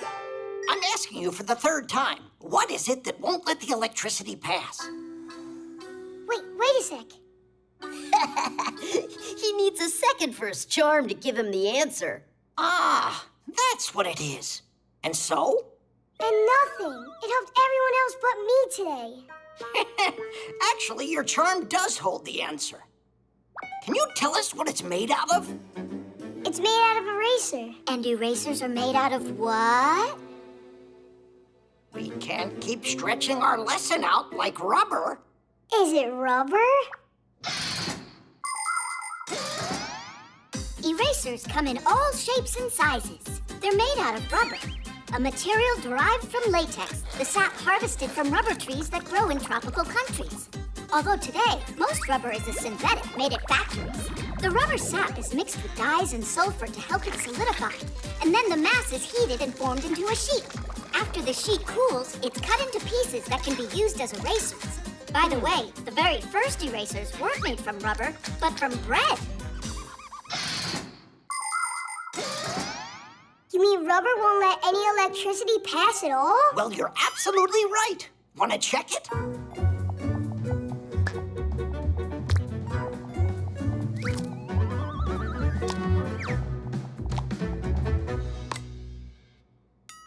It really works! It doesn't work! Well done, Nolik. How was it? Did you get some luck from my charm? For sure! You're kidding, right? I was just joking. It's just a plain old eraser. No, not at all. I got an A using it at school today. But I know I'll be even luckier if I do my schoolwork. Are you sure? 'Cause Tom Thomas might have another one of those good luck charms around here. The fly trap. Now look and learn. Ha! You missed again. 'Cause I'm not warmed up, Nolik. Lucky shot.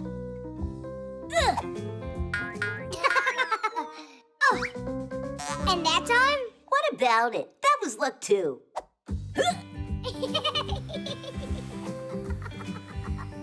Hey, why are you mistreating that lovely plant, huh? Are you talking about that monstrosity? That's no monstrosity. It's just a beautiful Venus flytrap. Only it's not Venus's, it's Lisa's, right? How do we collect your trash now? We use our hands. Are you joking? A Venus flytrap is a predator. Not only animals can be predators, but plants can be too. For instance, a Venus flytrap eats insects and spiders. On the leaves of the flytrap are super thin hairs growing, and as soon as a fly touches them, bang, the leaves clamp shut like a trap. Thank goodness it doesn't need food like this very often. Just like other plants, it takes most of what it needs to eat from the ground. And also, the flytrap uses sunlight to make food for itself.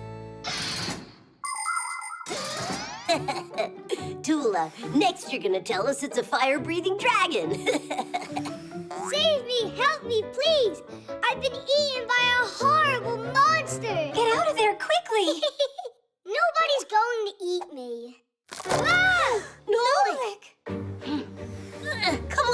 Come on, open! Nolik, push! Don't stand there, help! You're gonna hurt the poor plant doing that. Your little poor plant ate Nolik just now. Well, the fly trap must have thought he was a fly. You gotta get me out! Now there's this sticky stuff in here! Poor Nolik. Not a crowbar, stop! Maybe use a hook? Nolik, grab it!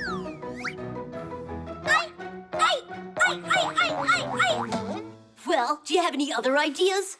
The fly trap is hungry, so why don't we offer it some food? Maybe then it'll let go of Nolik. Huh, candy! Fire! You can't feed candy to plants. It would love to eat that fly for sure. That would be sad. I'm scared in here. Stay calm. We'll figure out how to get you out of there. By the time you figure it out, there won't be anything left of Nolik to save. Oh, you dear fly trap, be nice. How about you go and let out our Nolik? Ah! It's closing its mouth even tighter! Not for long. Fire, stop! The fly trap will die if you cut it like that. I just don't understand. Are you worried for your friend or the plant? For both of them, Fire. Will you get me out of here? Nolik, wait a second. You always gotta butt in. Know why? Because you always do such stupid things. Well, you're a nuisance. And you're just what? A dumbbell. Nolik!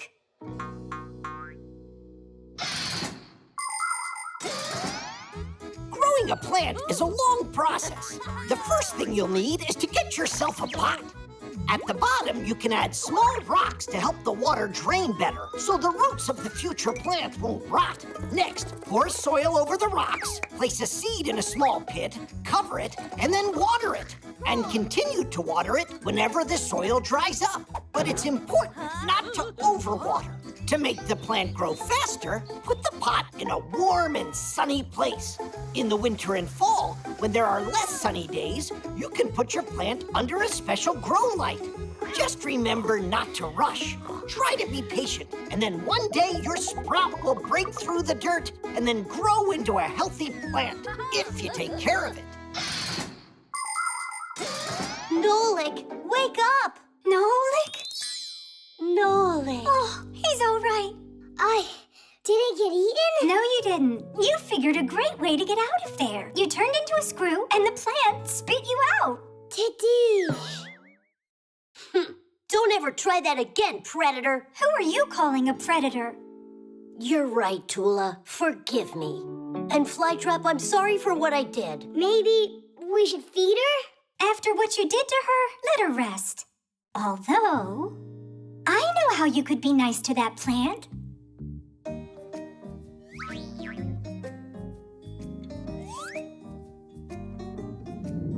Splendid. Hide and seek. -18 plus 32, all multiplied by 16 to the 5th power. Simka! Let's play hide and seek, huh? You promised you'd play today. No, not now. Uh-huh. Yeah. Could you play just one round? And then when we're done, you can go back to your math. Why don't you ask Buggy to play? If you want, I can go look for you, and you can go and hide. To find the area of a triangle, wait a second, you need to know... You're the one that told me you gotta keep your promises. And now you're staring at your Fixie tab. All right, let's check. If your base is 20 and your height's 8, then the area of the triangle's... Get up, quickly! Nolik, what's wrong? Didn't you hear it? There was a boom over in the kitchen.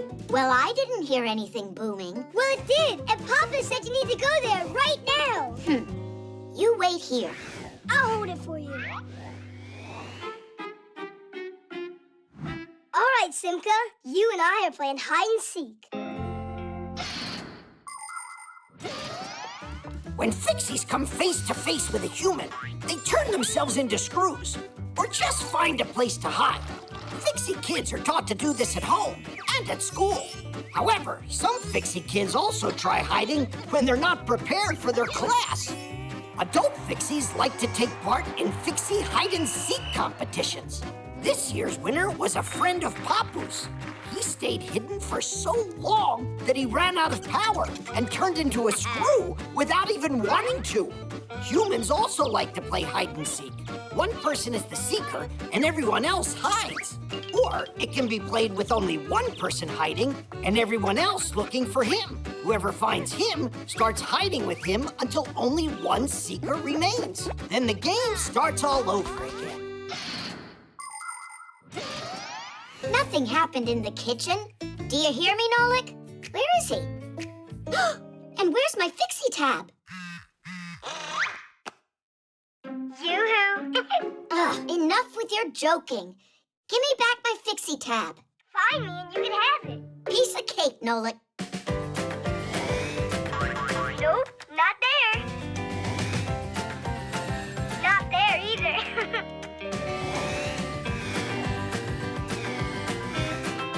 Want a hint? How about we play You're on Fire? You're really cold. Ooh, you're freezing. Getting warmer. Oh, you're hot. You're on fire. If I'm on fire, then where are you? If you're on fire, it means you burned down. It means you went the wrong way.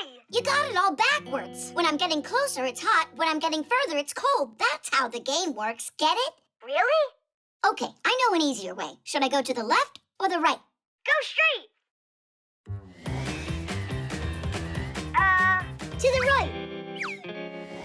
No, not there. But you just said to the right. I mixed it up. Now definitely to the right. Now to your left. Go, to the left. Oh, no, to the right. Turn left. Oh, no, I mean to the right. You went the wrong way again. I'd rather look for you without any of your clues.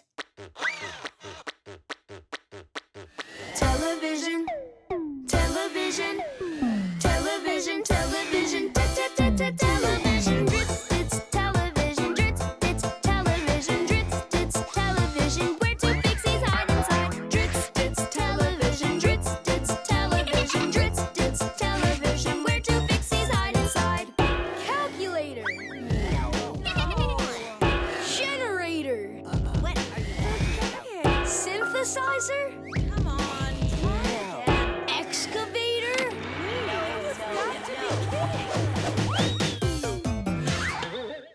So, do you give up or what? That means I won that round, and that you're the one that's still it. There was no round. Got that? Now you give me back my Fixie tab. Calm down, I'll give it to you. Oh, I don't have it with me. Is this a joke? Your tab's right out in the hallway. In Tom Thomas's right sneaker. That's where I was hiding. Chusaka, no! Simka, don't do it. She'll try to eat us. And who had the bright idea of hiding in a sneaker? Hold on. Did you say it's inside the right one? Well, yeah. Oh, it was in the left? I went and mixed it all up again. Yeah. It looks like I gotta teach you left from right. Try to remember, this is my left side, and this one's my right. Perpetual motion. We're the first ones here. Nobody's too excited about learning today. Hi there, Tweak. Hi there, Geek. Bye, Tweak. Bye, Geek. We got school now. Where are you going? Digit is taking a well-deserved day off. Huh? Take a look at what he made. Wipers to clean glasses off? That's what he thought of? If you just make a thing like that, you can get off of school for a whole day? Let me see you come up with something yourself. Actually, we've been working on something already. Whoa! You two were making your own invention? Yeah, only it's cooler than your wipers. How interesting. Can you bring it into class? Yeah, tomorrow. No problem. That'd be great. But for now, you've got a lesson.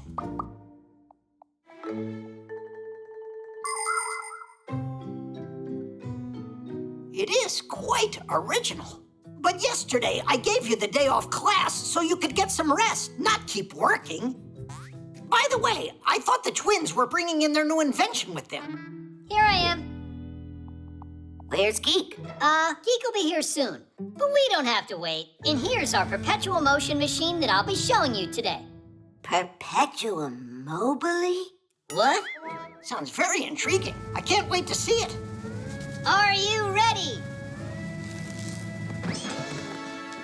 Ta-da! Now I can go home, right? No one ever invented a machine with perpetual motion. Just imagine how great it would be if we could have perpetual motion machines. You start the machine up once, and then it would continuously move heavy loads, push water through pipes, or create heat and light, all without ever stopping, charging, or refueling. Scientists have been trying to create this kind of machine for ages, but so far, they have never been successful, because the very idea of perpetual motion goes against the laws of physics. Stop trying to be so smart. Look, it's working, isn't it? I gotta figure out how. What's there to figure out? All that matters is that we promised, and we did it. Examine it if you want. And Tweak, you're free to go. But he'll break it if I go home now. Well, then stay if you'd like.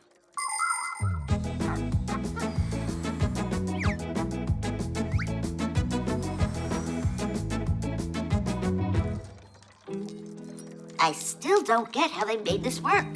Aren't you tired? You've been doing that for more than an hour.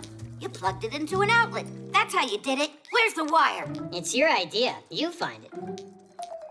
Uh-huh. It's probably got an air supply in it somewhere on this thing. Or... It turns on its own, Digit. How can you not understand that? On its own. You're wasting our time. Just stop already. The wheel's starting to slow down. You're seeing things. Are you done? Is the examination over? It's hard to believe, but it looks like you really invented a perpetual motion machine. It finally sunk in. Why don't you go tell the professor? And I am going home. What took so long? I really thought I would die. Next time you pedal. Relax, brother. We got out of class. Geek, you kept going for a while in there. Inventors through the ages have aspired to create something brilliant that would bring them eternal fame, but it rarely happens. Since long ago, there's been the dream of inventing the Philosopher's Stone, a substance that could turn any metal into gold. Alchemists used to mix all sorts of things together in their attempts to create it. In ancient China, emperors desired an elixir of immortality that would let anyone who took a drink of it live forever. There were a lot of pretenders who would come to the emperor saying, "I have found the recipe for eternal life." But you and I know that this was just a lie, because that potion can't possibly exist in our world. A true scientist doesn't betray science just to become famous. So that's how you got it working. Good hoax. And for your effort, you two can still take the day off. Right now, a couple of sick days is what I need. Oh. And for your next project, how about making that potion for eternal life? Give us 2 free days, and you can consider it done. Huh? The hoverboard. Watch this. Woo-hoo-hoo! Bet you can't do that. You don't even have a Fixie board. And who cares? My parents got me something really cool. A hoverboard. Look. You mean now people can have Fixie boards? So cool. Can you do tricks on that thing? Heh, I sure can. I'd show you right now. But it's raining. And so what? Are you kidding? Hoverboards run on electricity. A hoverboard looks like a skateboard, but with bigger wheels that have electric motors inside. When someone stands on the board and leans forward, controllers send a signal to the motor. You can start going. It can not only roll forward, but backwards too, and even spin. until the battery runs out of power. But you can always recharge it. And remember not to ride through puddles or mounds of snow. If water gets inside, your hoverboard can easily break. Then just ride your hoverboard in here. I can't because it's an uneven floor. Or could it be that you don't know how to ride it? Hup. Ta-da! Good, now start riding. It won't go. Ah, you forgot to turn it on, that's it.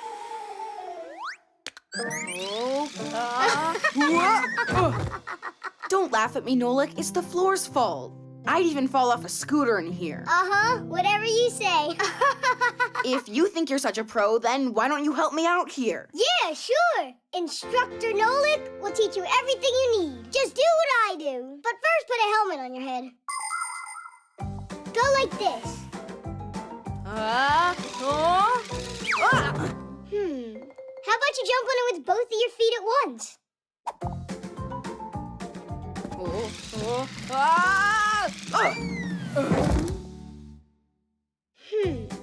How about jumping on it backwards? That's scary. Don't worry. Just close your eyes.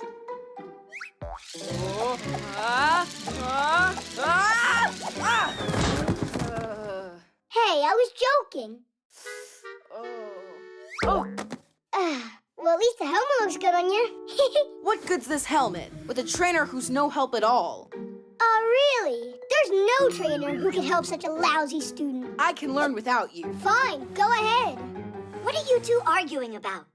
He told me that he knows how to ride his new hoverboard really well, but the only thing he knows how to do is fall down. In the first place, you should never be riding that thing inside. Everybody knows that, except you. But while you're at home, you can learn how to get your balance. I can show you how. Only first, put on your pads.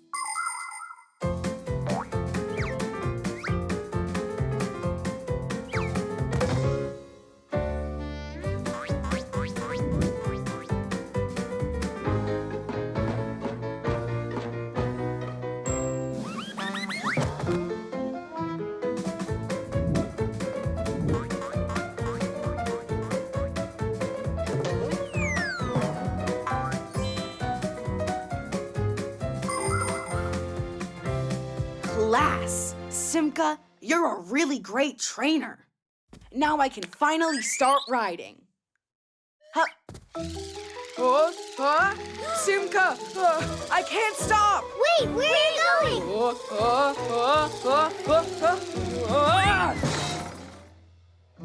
Thank goodness he was wearing his helmet. And those pads. On segways, hoverboards, and electric scooters, it's easy to pick up speed and fly like the wind. That's why when you ride any of these vehicles, please do it with care. Always wear protective pads and a helmet. While you're riding, it's important to pay attention to what's in front of you and to your sides. Someone could suddenly appear from around the corner. If you get to a road that you need to cross, you have to get off of your vehicle and walk it. Remember, you're not the only one out there, and you have to share the road with others. Everyone should feel safe. Pedestrians walk along their paths. You ride to their side, and cars are driving on the roads. It's really nice when everybody respects each other.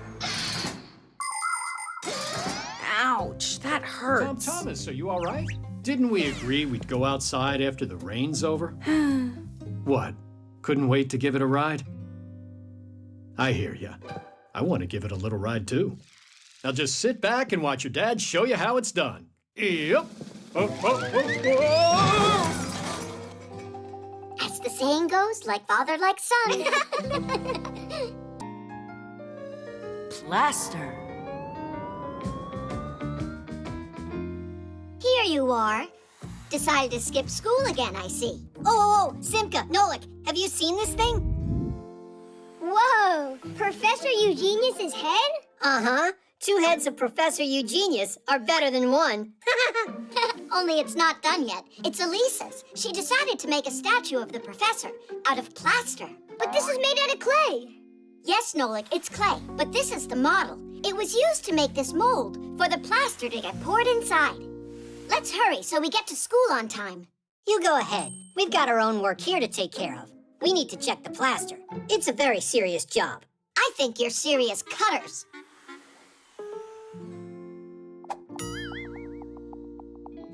Bombs away.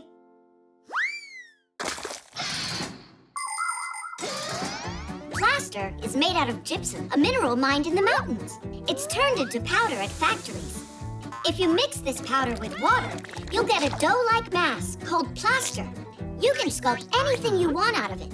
For instance, a statue or a column. The most important thing is to finish shaping the object before it hardens. Once it's hard, plaster is quite strong, although not as strong as stone, so it's better not to drop things made out of plaster.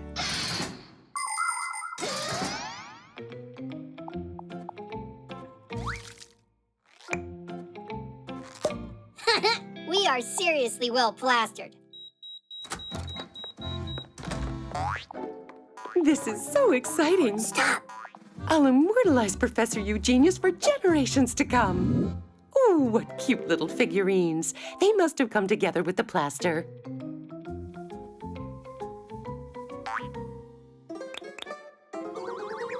How about I paint you guys?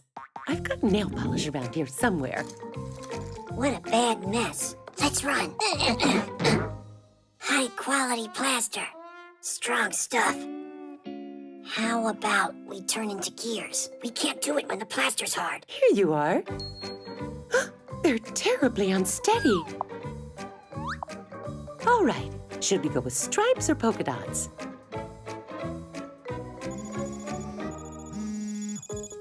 Professor, hi! Right now I'm working on something special for you. Don't even try to guess what it is. What? Did you say in your office? Understood. You'd better think, or we'll be living forever as statues with polka dots. We should run off the edge. Are you nuts? You're gonna hurt yourself. But this way the plaster will break. I got it. I know its style. Little flowers. You guys are rather rough. I'm not going to paint you. Yes, that's right. They need sanding. Are you satisfied? We'd have been better off going to class. I thought you liked becoming a sculptor. And thanks to you, we're both sculptors now. Forever. 'Cause of me, you better take back what you said.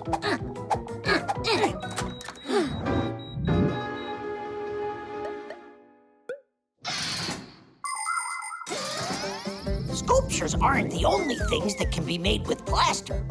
Plaster's a good building material, too. With its help, it's possible to put up a new wall to divide a big room into two smaller ones. And that's not all. Plaster's often used in medicine for lots of different things. Dentists make molds and casts out of it to create braces or dentures that make teeth straight and beautiful.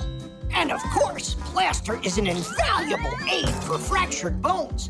Bandages get soaked in a plaster solution, and layer after layer are applied to a broken arm or leg. The wet bandage hardens, making the broken bone immobile so it can fuse together. And if you want, you can draw something funny on a cast to cheer up your friend.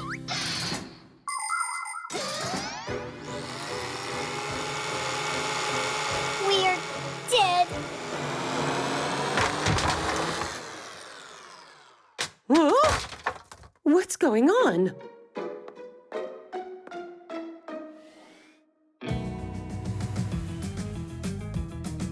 Simka, Nolik, over here.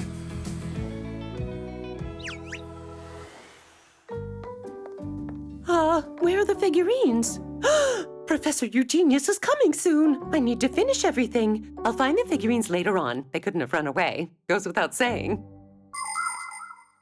Well then, tell me, class, what have we learned from the twins' serious study of plaster? You can learn a lot more with just your hands.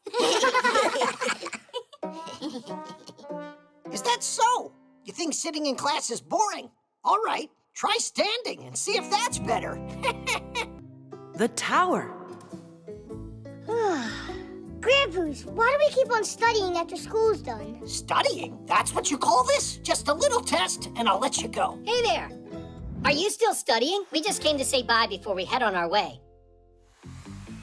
We're about to head out on a journey. Cool. Alone? Of course not. Basia's taking us. So, Simka, you gonna miss us a lot? Not at all. Will you be away for a long time? Might be forever. Forever? Oh, it's not right. You can't just get up and go like that. It's not us, it's Basia's idea. There's a tower she really wants to see. We could build towers right here. Plenty of them. For what? They're excellent study aids. It's very important for students to study about great architectural structures. By the way, what tower were you going to see? We forgot which one.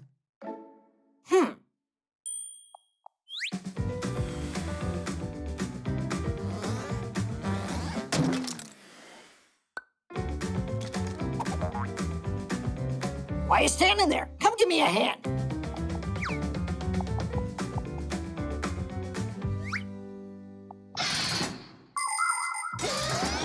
Knocking down a block tower is easy, but a real one can stand for centuries. Before building it, the engineers look for a place where the ground is sure not to sink. The architects make a 3D model of the future tower. Then builders pour a concrete foundation and build upon it, floor after floor. If the crane is no longer tall enough, extra sections can be added to it. And if the tower is going to be very tall, then parts can even be delivered by helicopter. So, was Basia talking to you about this tower? All right, then we'll build something new. Maybe we should just look at photos. If you would rather not build the tower, you can go take the test. What was I thinking? I know what to do. Exactly what we need.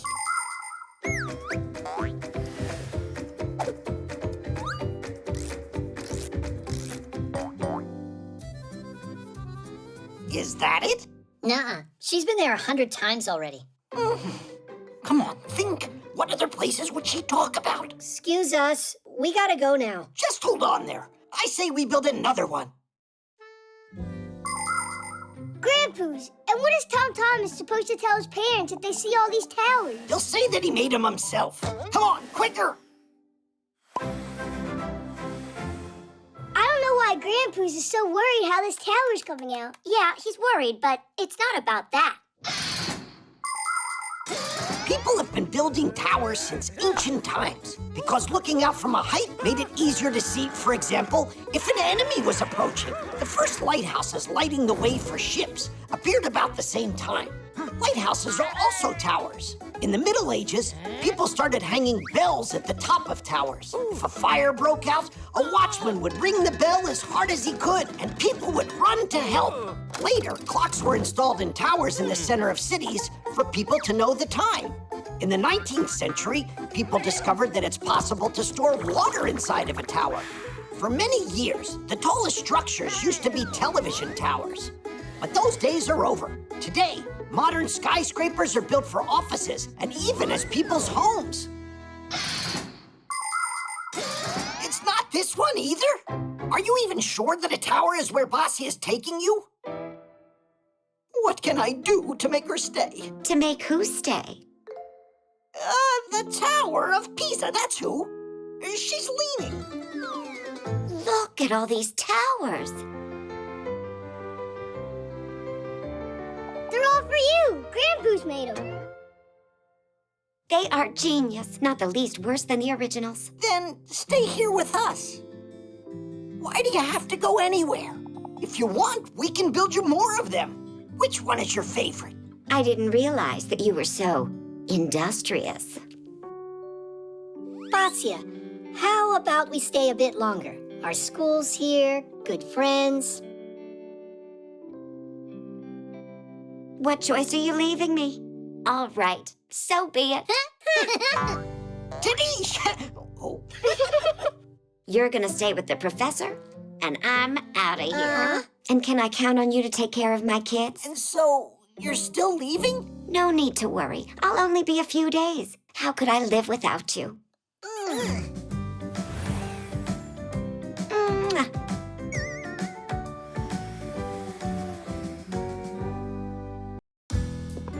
Dancing. Noontime. I'm starting the experiment.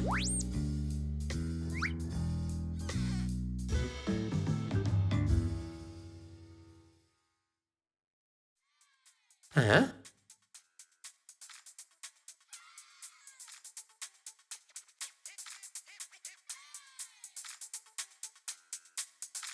Just what is making that racket?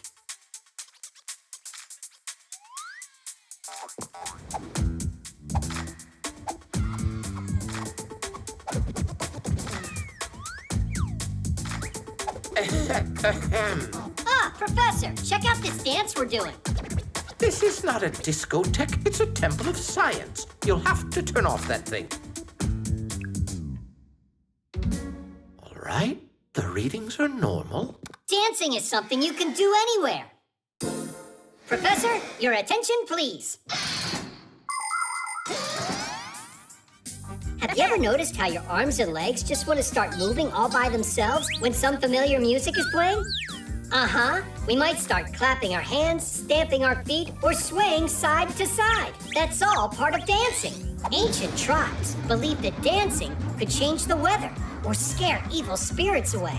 Now, most people dance just for pleasure. It's not only fun, but good for our health, too, because dancing is like exercising to the music. But you see, science and dancing don't mix. Now I get it. The truth is that you don't know how to dance, right? I'm sorry to tell you, but your assumption is entirely incorrect. Yeah, sure. You're a dancing professor. Yes, of course you are.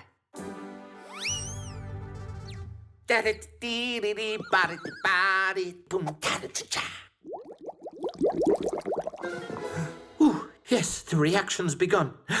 Let it run a bit longer. Only no more than a minute. Cool dance? Anyone can dance without music. Well, then here we go.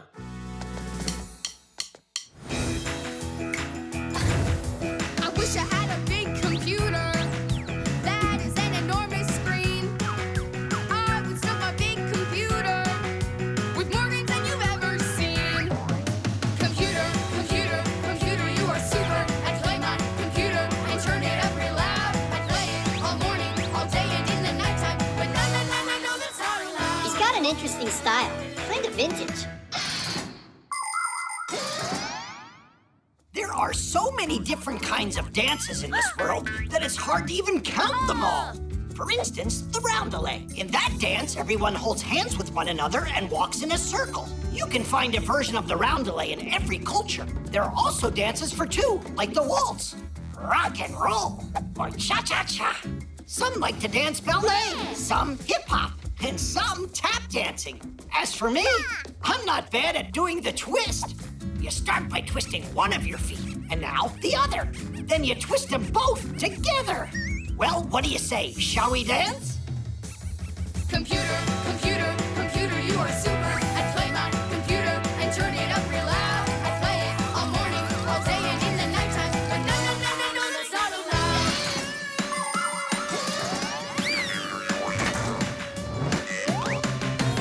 I have got a dream that's burning, a dream that I will not forget. As soon as I become a grown-up, I'll live it every chance I get. It's going to explode. Computer, computer, computer, you are super. I play my computer and turn it up real loud. I play it all morning, all day, and in the nighttime. That's not allowed. But no, that's not allowed.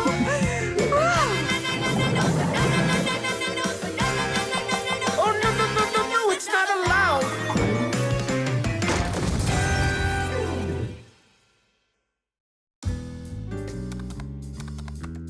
Let's start the experiment for the second time. You two happy? But you gotta admit, it was fun. And not a word about that dance to anyone.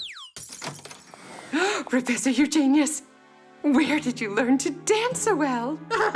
Elisa, your eyes play tricks on you.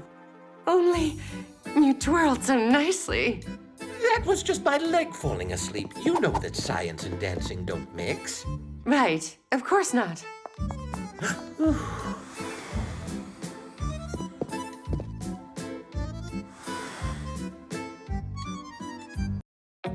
One, two, Virtual reality. 4, 5. Ready or not, here we come. You find Tom Thomas, I'll find Katya. Boom! never found anyone before that quickly. It's just because I'm bigger than you, that's all. It's not a problem for Katya. Now, where could she be? You're so small.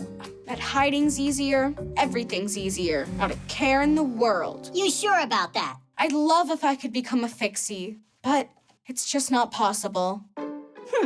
It's possible. How? If you put on a pair of virtual reality glasses. Oh, yeah! Katya's got a pair of them here. She's gonna be so upset she wasn't here when you used them. Yeah? Well, you won't be able to find them without me. Oi.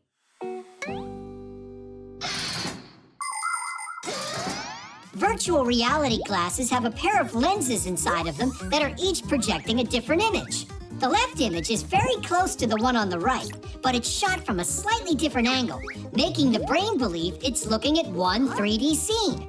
No matter how far you turn your head, the view doesn't end. By the way, special sensors can track your movements, which means you can use these glasses to play games, take rides, or even exercise.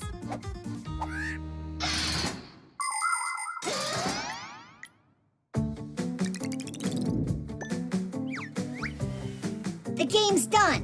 What we made for you is so cool. You'll love it.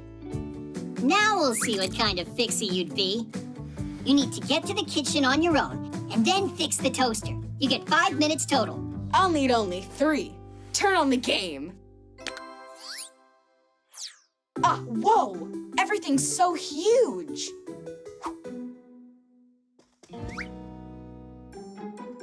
It's so high. Jump! To the floor? Like I said, he won't get through a minute of this. Tadish! That wasn't too hard. Now try getting to the stairs. It's only 3 steps to get there.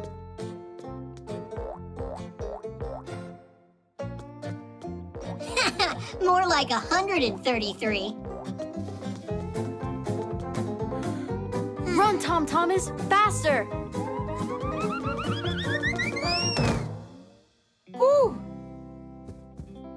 Oh, where are the Fixie boards? A Fixie can solve any problem with quick thinking. Tom Thomas, there's a rope in front of you. Grab it. Whoa! Whoa! Ah! We should try doing that sometime ourselves. Ah! Chusaka, hi there. Chusaka? In our home? I was joking around. Huh? Hey, it's me. Don't celebrate yet. You still got a toaster to fix. You've only got 1 minute left. But I don't have a pack-a-mat. So? Just another joke there. Help me!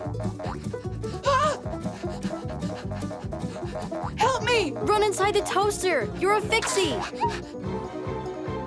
It's dark in here, and my hair doesn't glow. Save me! I don't want to be a Fixie anymore. That's enough! The first glasses for seeing three-dimensional pictures were invented as far back as the 19th century. That device was called a stereoscope. Doesn't it remind you of something? Today, people wear quite similar glasses when they watch 3D movies. But let's travel back in time to the last century. It was then that the first entertainment attraction with virtual reality was built. When a person would put his head inside of the machine, he could have found himself feeling like a racer. He'd see the picture, hear the sound, and even smell the scene. And the chair he was sitting on would vibrate. Today, it's not necessary to sit in one place. You can just put a helmet on your head, grab a pair of sensors, and be right inside the game. Save me!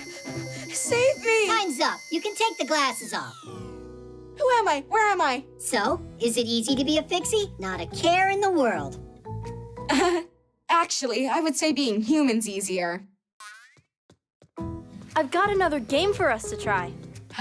At least I won't have to hide from anyone in this one. No! Not again!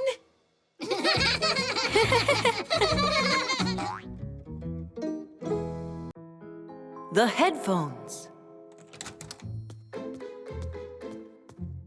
Hi there, Tom Thomas. Goodbye there. You're not a friend of mine anymore. What? What did I do? Huh? Nolik? Hi there. You just said that I'm not your friend anymore. I said that to Johnny. I asked him to help me on my spelling test, to give me the answers through my headphones, but he said I just need to study. Wow, your new headphones. They're cool. Simka would love these.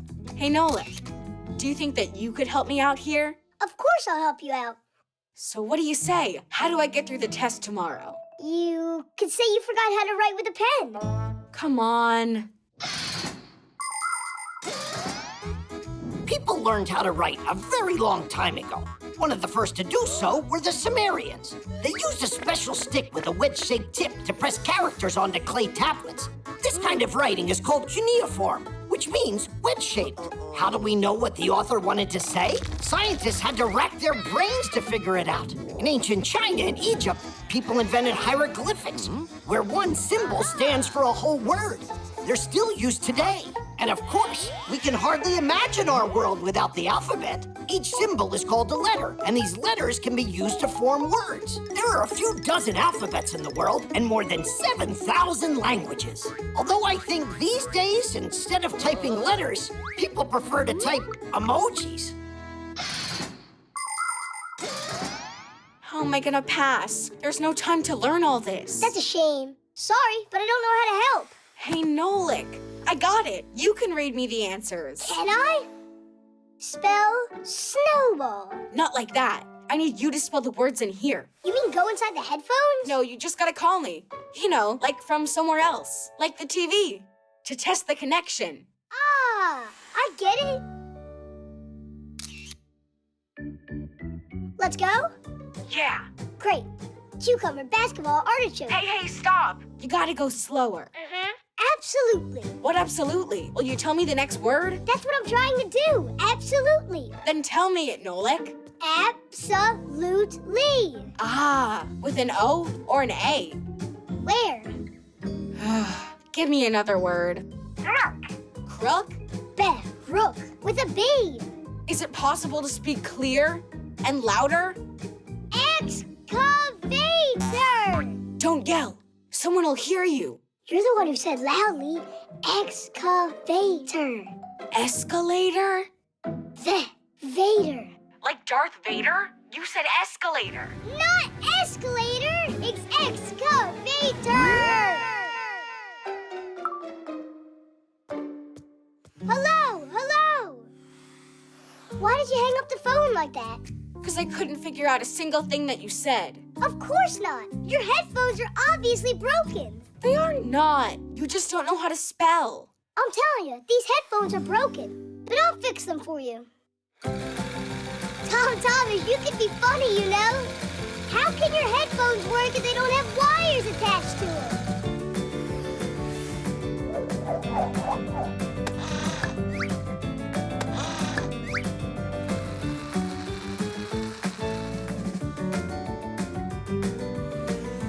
Here you go. Now I'm sure that you'll hear me. What were you thinking? These headphones are wireless. What are they? Wireless headphones get connected to a device via Bluetooth. This is the symbol for it. Click, and the gadgets each start sending radio waves so they can recognize each other. Contact made. Play your favorite music from your phone or tablet, and the sound will be heard in the headphones. After using them, the headphones need to be recharged inside their case that works as a battery. And if the headphones are big, they'll need to get plugged into an outlet to get charged. Class. Thanks for nothing. Some friend you are. I was just trying to help you out here. School sent a message. The spelling test got rescheduled. Hooray! Hooray! I'll fix your headphones. Now you have plenty of time to study for your test. Uh-huh. I can start tomorrow. Hello, Johnny. Want to come over and play? I'm here to study. Tomorrow's a science test? Really? Come on over. Diddy! Recharging.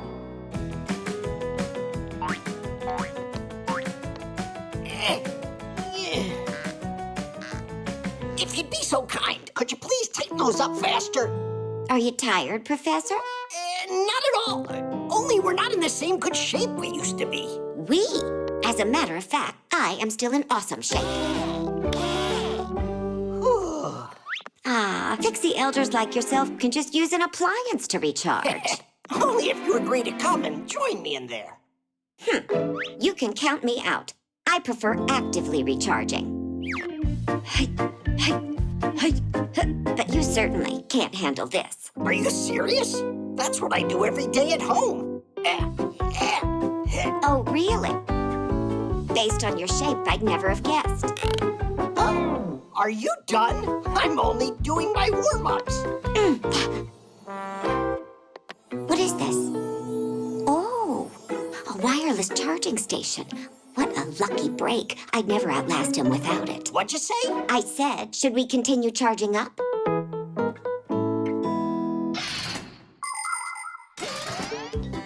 Do you know the secret of a wireless charger? It has coils of copper wire hidden inside. Coils like this can also be found inside of other gadgets, like a telephone. When you plug the charger into an electrical outlet, electricity starts running through the wire, creating a magnetic field inside of the coil. If you put your phone on top of the charger, the phone's coil will pick up that field from the charger, which means electricity is being produced in the phone to charge it, which also means no more tangled wires. Isn't that cool? By the way, phones aren't the only thing that charge this way. You can do it with smart watches and with wireless headphones. It seems like before we know it, wired appliances will become a thing of the past.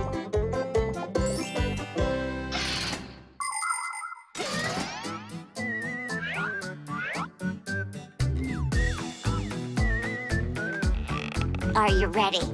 Ready. Let's go. If you want to stay real strong, energize the whole day long, keep your day from getting sour.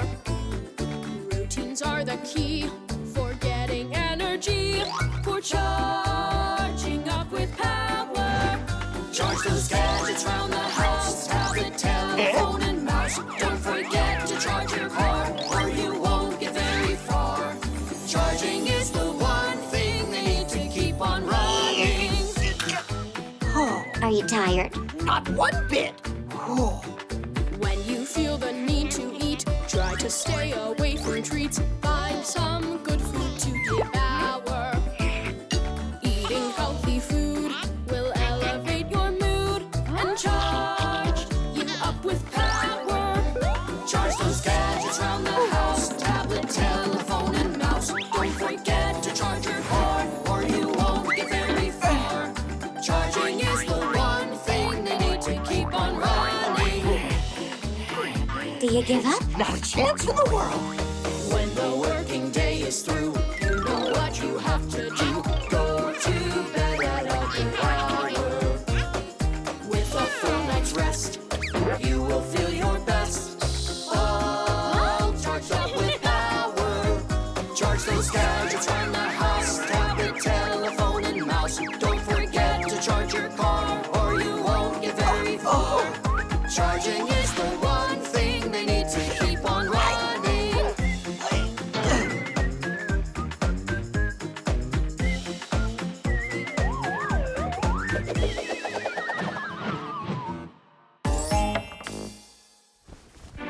Professor! Hey, what's going on? You are heavy.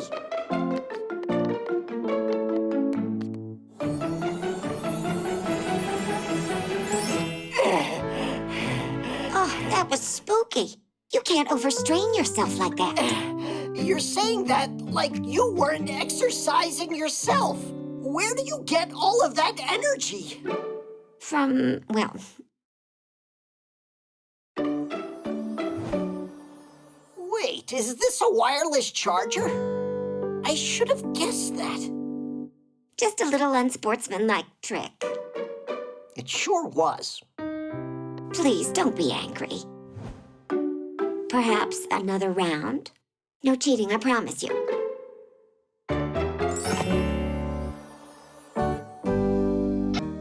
The voice assistant.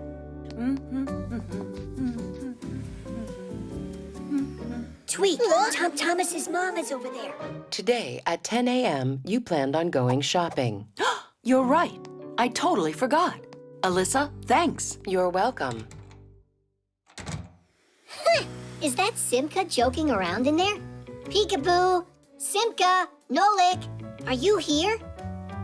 Hang on a sec. That wasn't Simka's voice. Could there be some new Fixie in there?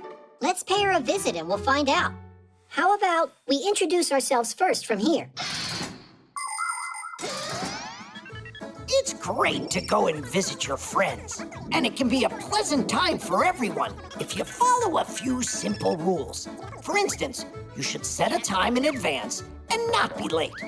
Your host will be very happy if you bring something delicious for everyone to eat.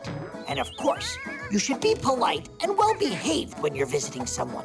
Otherwise, just imagine, you open the door and one of your guests goes straight inside without even saying hello to anyone. He sits at the table and eats with dirty hands, then proceeds to jump on the sofa with his shoes on, makes noise, grabs everything without asking for permission, and doesn't say please or thank you at that. Would you be happy with a guest like that? I don't think so. Her name was, Alyssa. Is that it? Alyssa! Alyssa, hi there. Hello. Oh, wow, we've made contact. Are you a Fixie? It's possible. Do I look like one? We haven't seen you yet. Come on out. I'm fine in here. She's a strange Fixie. She'll talk to humans and won't come out and play with us. Alyssa, we've got pack-a-mats out here. Come on out and we'll show you. I'm not in the mood. What? You're kidding me, right? And how about racing on Fixie boards? Maybe some other time. Oh, Alyssa, do you like cartoons? I do. Yeah, we'll definitely get her out this time. What kind do you like? I just don't get her. Fine, we'll pick one ourselves. Turn on a cartoon about cowboys. One moment, please. Now you're in the TV? How's that possible? Hey, say something, will you? I wonder if she ran back over there. Hey, are you in here? She could have gone in the remote. Enough of the hide and seek, Alyssa. Come on out. I have a headache and I'm very tired. How are you doing that? She's just punking us, I think. Stay right here. If you see her, catch her.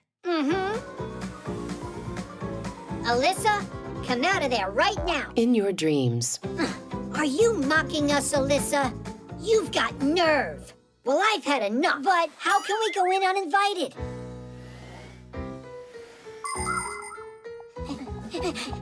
Over there.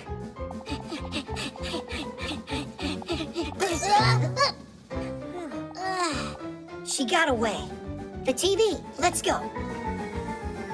Tweak, Geek, I've been waiting and waiting. What's going on with you guys? We're chasing the new Fixie. Chasing who? Alyssa, that's who. What, you didn't hear? You've got a new Fixie living with you. A Fixie? Alyssa is what they call their voice assistant. Who? Not a who, a what? A voice assistant is a super smart program. It's designed to work almost like a brain. It understands what you tell it and it carries out commands. Turn on a cartoon. What's the weather for today? And now, please, check on the internet how many legs a spider has. If you feel like it, you can just talk or play with it. Voice assistants live inside of smart speakers, telephones, and televisions, and can run appliances. For instance, turn on the lights or vacuum. We're such dummies. We thought it was a live Fixie. We asked her to come play. But there's tons she can do. Alyssa, turn on that ditty about the wheel. Oh no! We gotta fix this before the humans get back.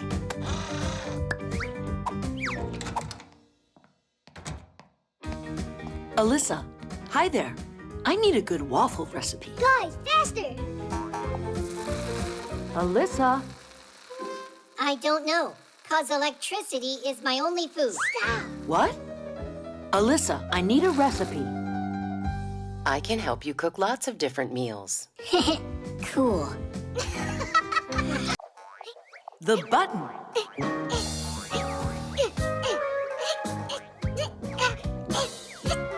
So what do you think? Did Tom Thomas do all right on his test? Of course he did. Katya was there. What's it got to do with Katya? Hey, Fixies. How's it going? Great, and how was your test? Easy peasy. If it wasn't for me checking your answers, I would have managed myself. You can't even manage to say thanks. Oh, what's the big deal? You helped me once. And yesterday, who found that mistake on your spelling test? I just didn't have time to check it. And when you forgot your phone back at gym class, who brought it to you? And who tells you what homework we have all the time? I could have done all that stuff by myself. I didn't ask you to. Huh, without me around? I bet you couldn't even sew this button on. I'm so scared. Just watch me do it. I dare you. Fine. In ancient times, people stitched together their clothes with strong knots and kept them closed with sticks and thorns from different plants. The very first buttons were made out of stone, wood, shells, or gold. Really, just about anything. There was a time when the number of buttons on someone's clothes would indicate how rich that person was. As for the buttons on sleeves, first they were put on uniforms to keep soldiers from wiping their noses and mouths on them. Now we know better than to wipe our mouths on our sleeves. But nevertheless, buttons are still used today throughout the world as both a decoration and as a reliable fastener. Sewing on a button isn't very difficult, but it's very important to be careful and work properly with a needle so you don't hurt yourself.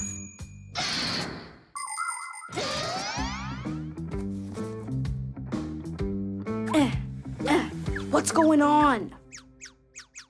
Tom Thomas, you want me to help you? Yeah, Tom Thomas. Need some help there? I'm fine.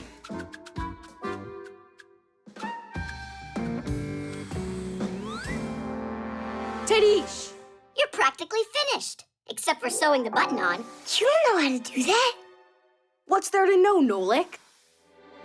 Stop! How about you try practicing first on this? Be careful, that needle is sharp. Don't distract me. Ow!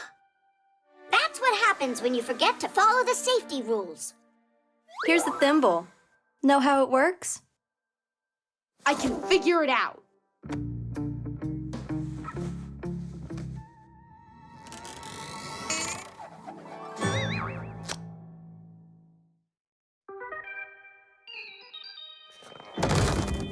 We gotta do something about this.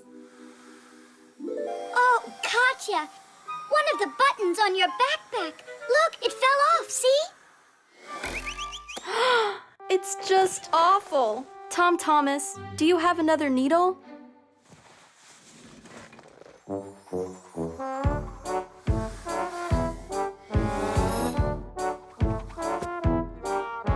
School starts soon, time to roll. But your shirt has got a hole. Don't waste time, all upset. You can mend that hole, no sweat. Stop your moaning, do not pout. With some patience, there's no doubt that a needle and some thread will help you out.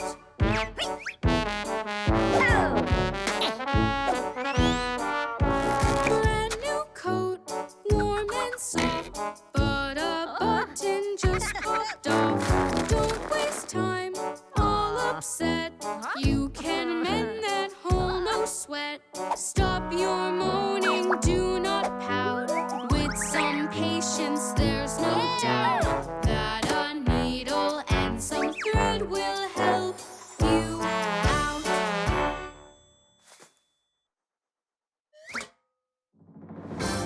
I said I'd figure it out, and you thought I couldn't do it. What? Why are you looking at me like that?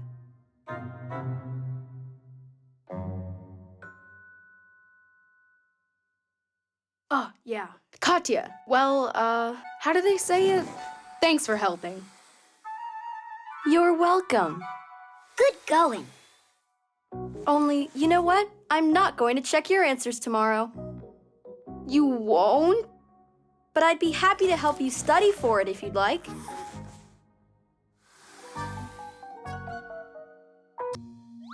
Memory.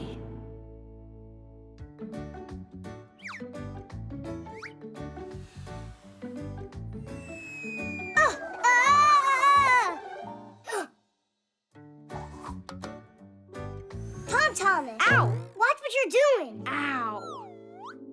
What, your room wasn't messy enough? Nah, Mom said whichever stuff I don't need I should throw out, but I don't know which stuff is the stuff I don't need. Can I help you? All right. Well, this goes there. And this goes there too. Hey, that's a wheel from the first toy car I ever had. It's a really good memory. Well, there's no way you need this pen cap. I do need it. It's from Katya's old pen. So you're gonna keep it? Uh-huh. And this broken flashlight? Even we couldn't fix it. All right, all right. And this cube. Remember how you glued it together? Your memory's amazing. You're like a computer. Memory is what helps humans not to forget anything. Memory is like a huge library where everything that people do or learn is stored. And this collection grows every single day. Computers, tablets, and phones have memory too. Only theirs is limited and can get filled up at the very worst time. But you can add memory if you have to by adding a memory card, using an external drive, or putting files on the cloud through the internet. Cool, we did it. The memories are stored away. One last thing. Done. Hey! Papas and I almost got thrown out because of that feather.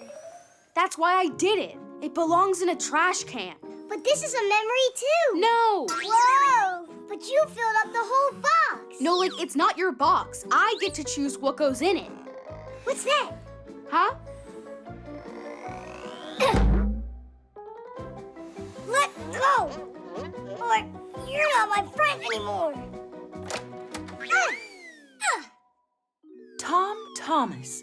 Great job. Just look how much trash you found. No, Mom. That's all the stuff I want to save. And this? Are you sure? Should we make your room into a storage locker? We can move your bed out there. What do you want to do that for? It's because there won't be any room left in here pretty soon. Why don't you pick out what's really valuable to you? All right. There you go. Now that's a lot better. It's the most valuable thing. For real. Your choice. Nolik, Mom's gone now. Nolik, where did you go? Memorabilia helps us remember things we have enjoyed. They could be photos, drawings, figurines, magnets, just about anything. But when you have too many of them piling up and they're not organized at all, those pleasant memories can quickly disappear. If you want to organize your pictures, you can scan them and store them inside your computer. You can nicely arrange your figurines on a shelf and keep them dusted. And while you're getting organized, if you find something you don't need, you don't have to just throw it out. Try to figure out if there's some new way that you could use it. For instance, a cracked kettle could become a lovely flower pot. And don't forget, before you buy something new, really think about it. Maybe you already have it at home. Nolik! Are you mad at me? Nolik? Mom, stop!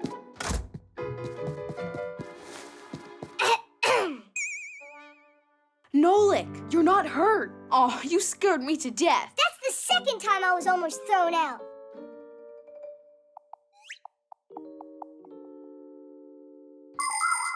Come on, stop sulking. I said I was sorry, didn't I? And I saved the feather as a memory. Huh? So we won't fight anymore. Maybe we should throw that feather out. It only caused suffering for both me and you. But what about the memory? That kind of thing you don't forget. Anyhow, I took something else from the trash can for the memory. A wrapper? Uh-huh. You remember when you ate a ton of candy and then your tooth had to get pulled? When was that? Your memory looks like it ran out of memory. The guitar. I'm off to the store. I'd appreciate if you'd wash the floor and do the dusting while I'm gone. Then who's gonna do what? We can decide like we always do. All right, whoever wins gets to do the dusting. Rock, paper, scissors. 1, 2, 3. I'll start in the office. Dust, here I come. This is unfair. What do you mean? You lost. We both saw it. Yep, I know. Do you hear that? What's that noise? A guitar? Uh-huh. Sounds like Dad's doing his dusting. Simka, where you going? She's a music fanatic.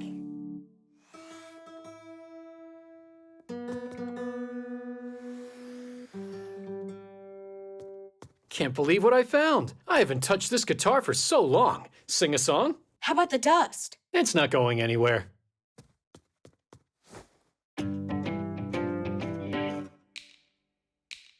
My glass is cracked, now I can't see. My glass is cracked, now I can't see. My glass is cracked, now I can't see. My glass is cracked, now I can't see. My glass is cracked, now I can't see a single thing in front of me.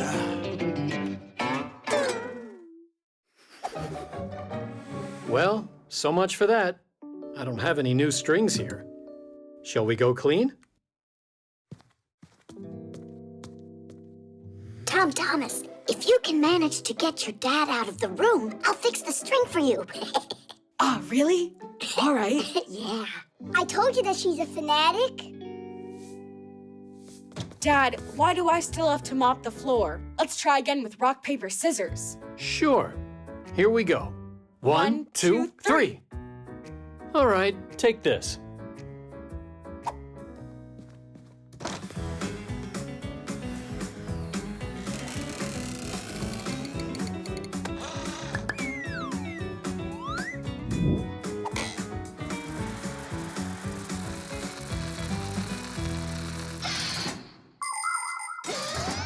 You can take a guitar with you anywhere you go. To your friends, to the country, or on a camping trip where you can sing songs by the campfire all night long. By the way, did you know that a guitar is called a plucked instrument? That's because the player plucks its strings with his fingers. When plucked, a string starts vibrating, producing a beautiful sound. The thinner the string, the higher the sound, and vice versa. To play a melody, you need to press the strings down onto the wooden neck, which is also called the fretboard.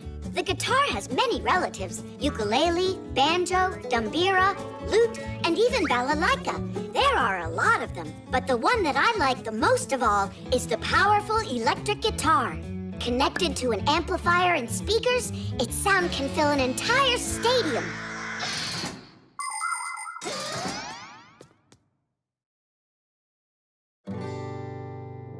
Class! Oh, whoa! How did you fix that? There was an extra string in the drawer. Then let's go back to singing? I'll get new glasses, then I'll see. I'll get new glasses, then I'll see. I'll get new glasses, then I'll see.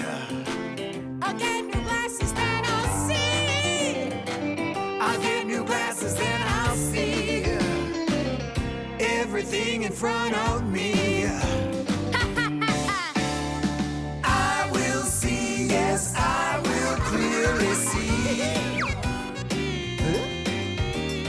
With these brand new glasses, I'll be free.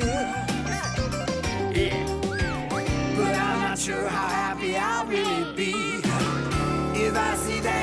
been sneaking with me. I got new glasses and I see. I got new glasses and I see. I got new glasses and I see. I got new glasses and I see. I got new glasses and I see that you ate all of my candy. Why'd you have to do something like that? Mommy, Dad and I were singing a song. I can see that.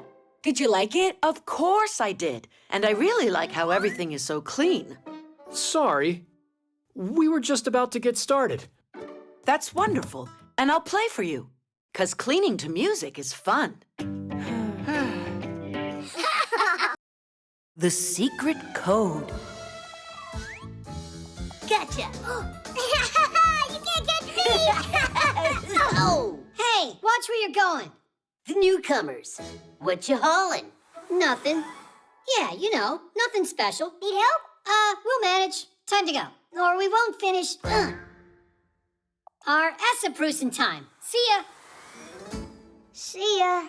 Esser-Prus? Never heard of that before. What is it? Tweak and Geek are definitely up to something. Come on.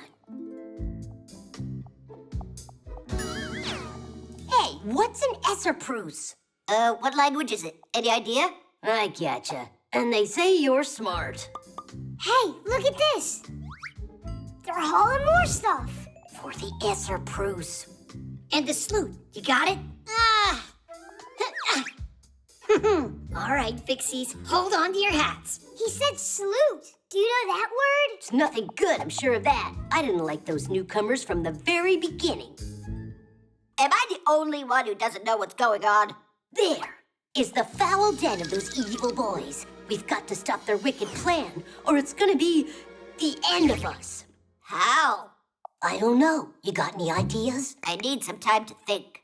Now is not the time for thinking, it's time for action. I will scout it out. And I? And you, Nolik, will use this to keep an eye on them and tell me what they're doing. Esperus and Sloot. Esperus. I think I know what this is. A code. If a note written in a secret code falls into the hands of a stranger by mistake, she won't be able to read it. Because instead of having words that the reader can comprehend, the note is written with symbols for letters, or with letters in a mixed-up order. To crack the code, you need a key. Not a key for a lock, but the key that was used to create the code. If you have the key, you can use it to find out what the message says and send back a secret answer using the same code.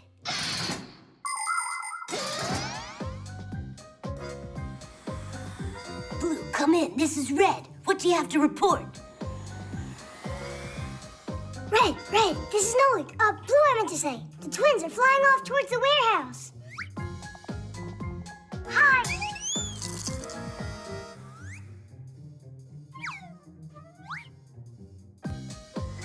Look out! Blue, there's no escape. Hang in there, we'll save you. Digit, Red's over there. No, not Red. Fire. We've got to go save him. Ugh. It's the twins who need to be saved from fire. It's the what? They'll come in, we'll flip the switch, and it'll be Esser-Prus for all of them. No way! Not on my watch! I won't let you do it! Fire! Stop!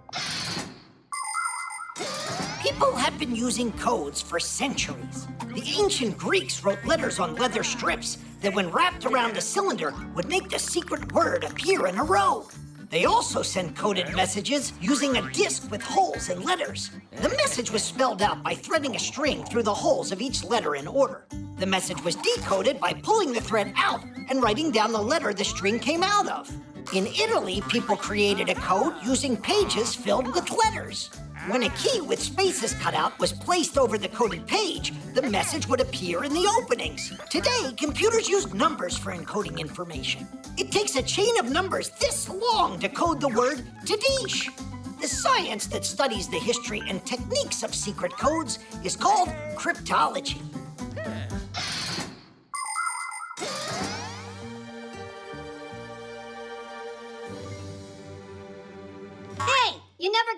got a knock? Our Esopruce is ruined now. All right, since you're already here, then...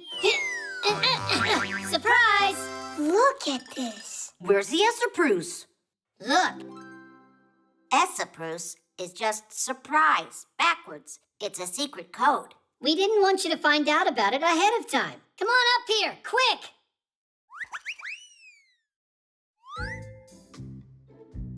It's a trap, I'm telling you. Somewhere up here is where they're hiding that salute. Try to say that same word backwards. Wait, is it tools? It means tools? That was another code word like surprise? Then Tadish would be what? Should it? Awesome! Should it? Should it?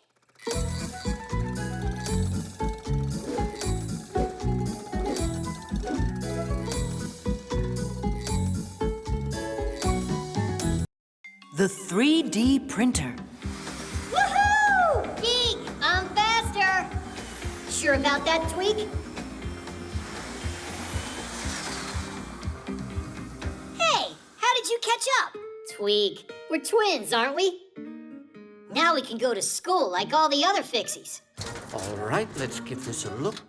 So we just hit That this must be button. Professor and then it's, Eugenius. yeah. Uh-huh. And what do you think he's doing? There's your copy, colleague. It's hard to tell us apart. I am sure your class will love it. They're gonna love meeting their new classmates. Simka and Nolik and I haven't told anybody about them yet. A surprise? That's exciting. Only, shh, it's a secret, so keep it quiet. Did you hear what he called us? Yep. So let's make it a real surprise.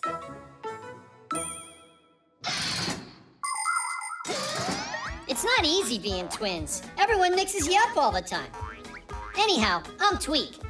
And I'm Geek. You think we're both the same? It's not true.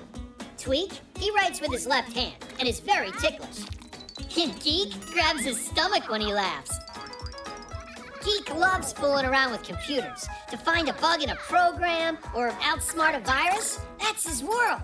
Tweak, he's a master of practical jokes. And together, we're a team that's always coming up with something new. Speaking of new, Geek and I, we've never gone to Fixie school before. It's true. Basio was homeschooling us. But when we met Simka and Nolik, we decided to give it a try. Ha! It sounds interesting. Although, I doubt we'll be here for long.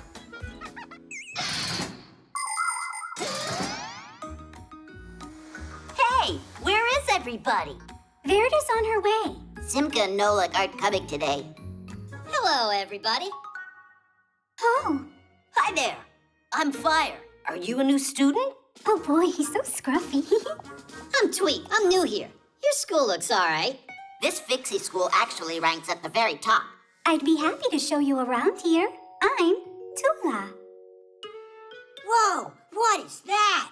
Are you telling us that you've never seen a manipulator?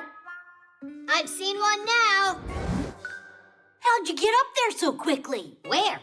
On the manipulator, wasn't it you? Ha! Me? You're joking. We saw you up there. Ah, maybe it's my copy you're talking about. What do you mean, copy? That one, you see? It's walking over there by the jars. Those are called beakers. Huh, sure, whatever. Oh, look, another one. And another, look. That's unbelievable. How do you make them, Tweak? With one of these things, right here. With a 3D printer? That's just impossible. With the 3D printer, you can print just about any three-dimensional object. The first step is creating a computer model of the object and then loading the printing materials into the printer. Then the device figures out the rest by itself and starts, layer by layer, printing the object. With these kinds of printers, it's possible to print toys or parts needed to fix an engine or even prosthetics. But making living creatures like people or Fixies with a 3D printer is impossible. I see, you're a smarty. I'm Digit. Well, I know something that you don't. Wait a sec, I'll show you.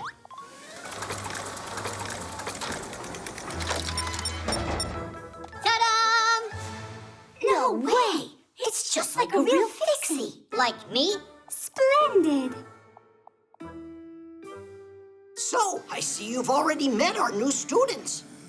Professor, this one is in our class, and this one, he's only a copy made by the printer, or vice versa. Quite a surprise, isn't it? A copy, you're telling me. The quality's great, only the head is a little off. But don't worry, we can reprint it. Huh? Do what? Class, get to work.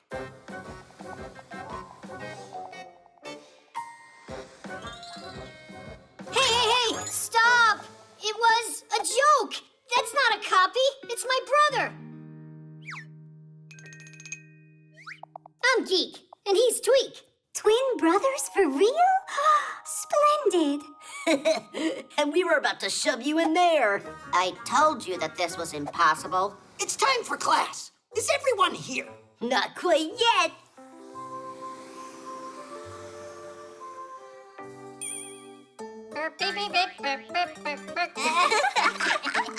Saving energy. So, now you know how important it is to save energy. Yes, there we go. Your lesson is over, and you're free to leave now. Nolik, where are you going?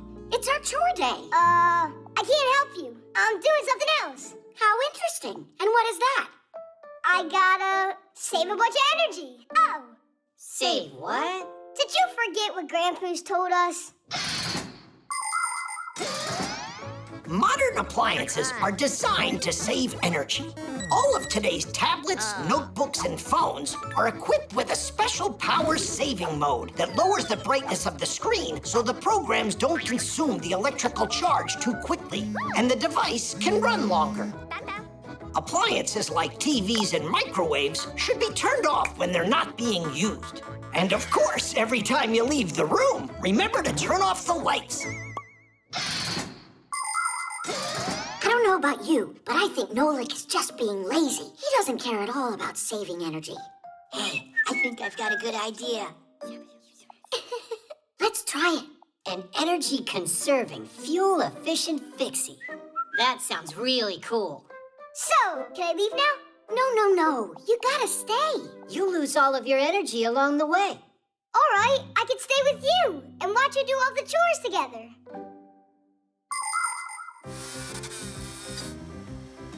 Simka, it's still dirty over here by the fan.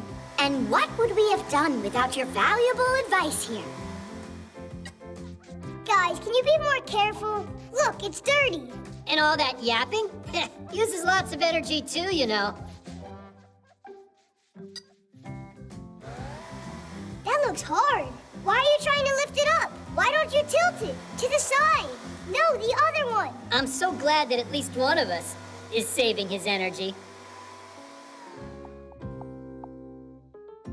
Well done. You're really a good team, you guys.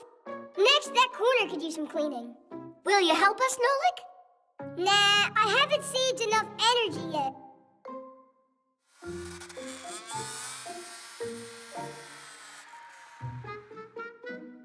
Hey, where did you disappear to, huh? Guys, who's gonna take care of the chores? Simka! Pass the ball! Lousy shot! My turn. Hey, what are you doing? I thought that... No, Nolik, you need to rest. If saving energy is your aim, then you mustn't play a game. Oh. Some appliances consume too much energy, while others work really well. They can do the same amount of work with less electricity. Today, new appliances come with a special sticker that has colored bars on it. If the red bar is highlighted, then there's an energy hog in front of you. And if it's the green bar that's marked, then it's an Energy Star Class A appliance. By conserving energy, the appliance helps our environment. And you can do your part to help the planet too. For instance, your fridge. Close the door tightly and don't put hot food inside so it doesn't have to waste energy. And if you spend less time in front of tablets and smartphones, then you won't need to charge them as often. And rather than reading inside under an electric light, you can save energy reading by the light of the sun.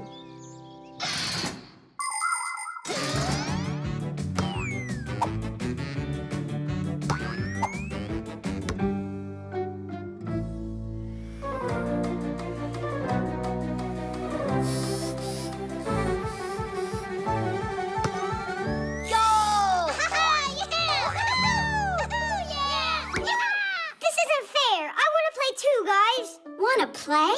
What about conserving energy? I've conserved a lot of energy. It's true. A ton. Catch it, Geek. Tweak, here.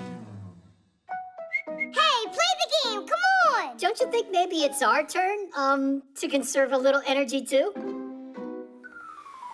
And what do you want me to do? Play by myself?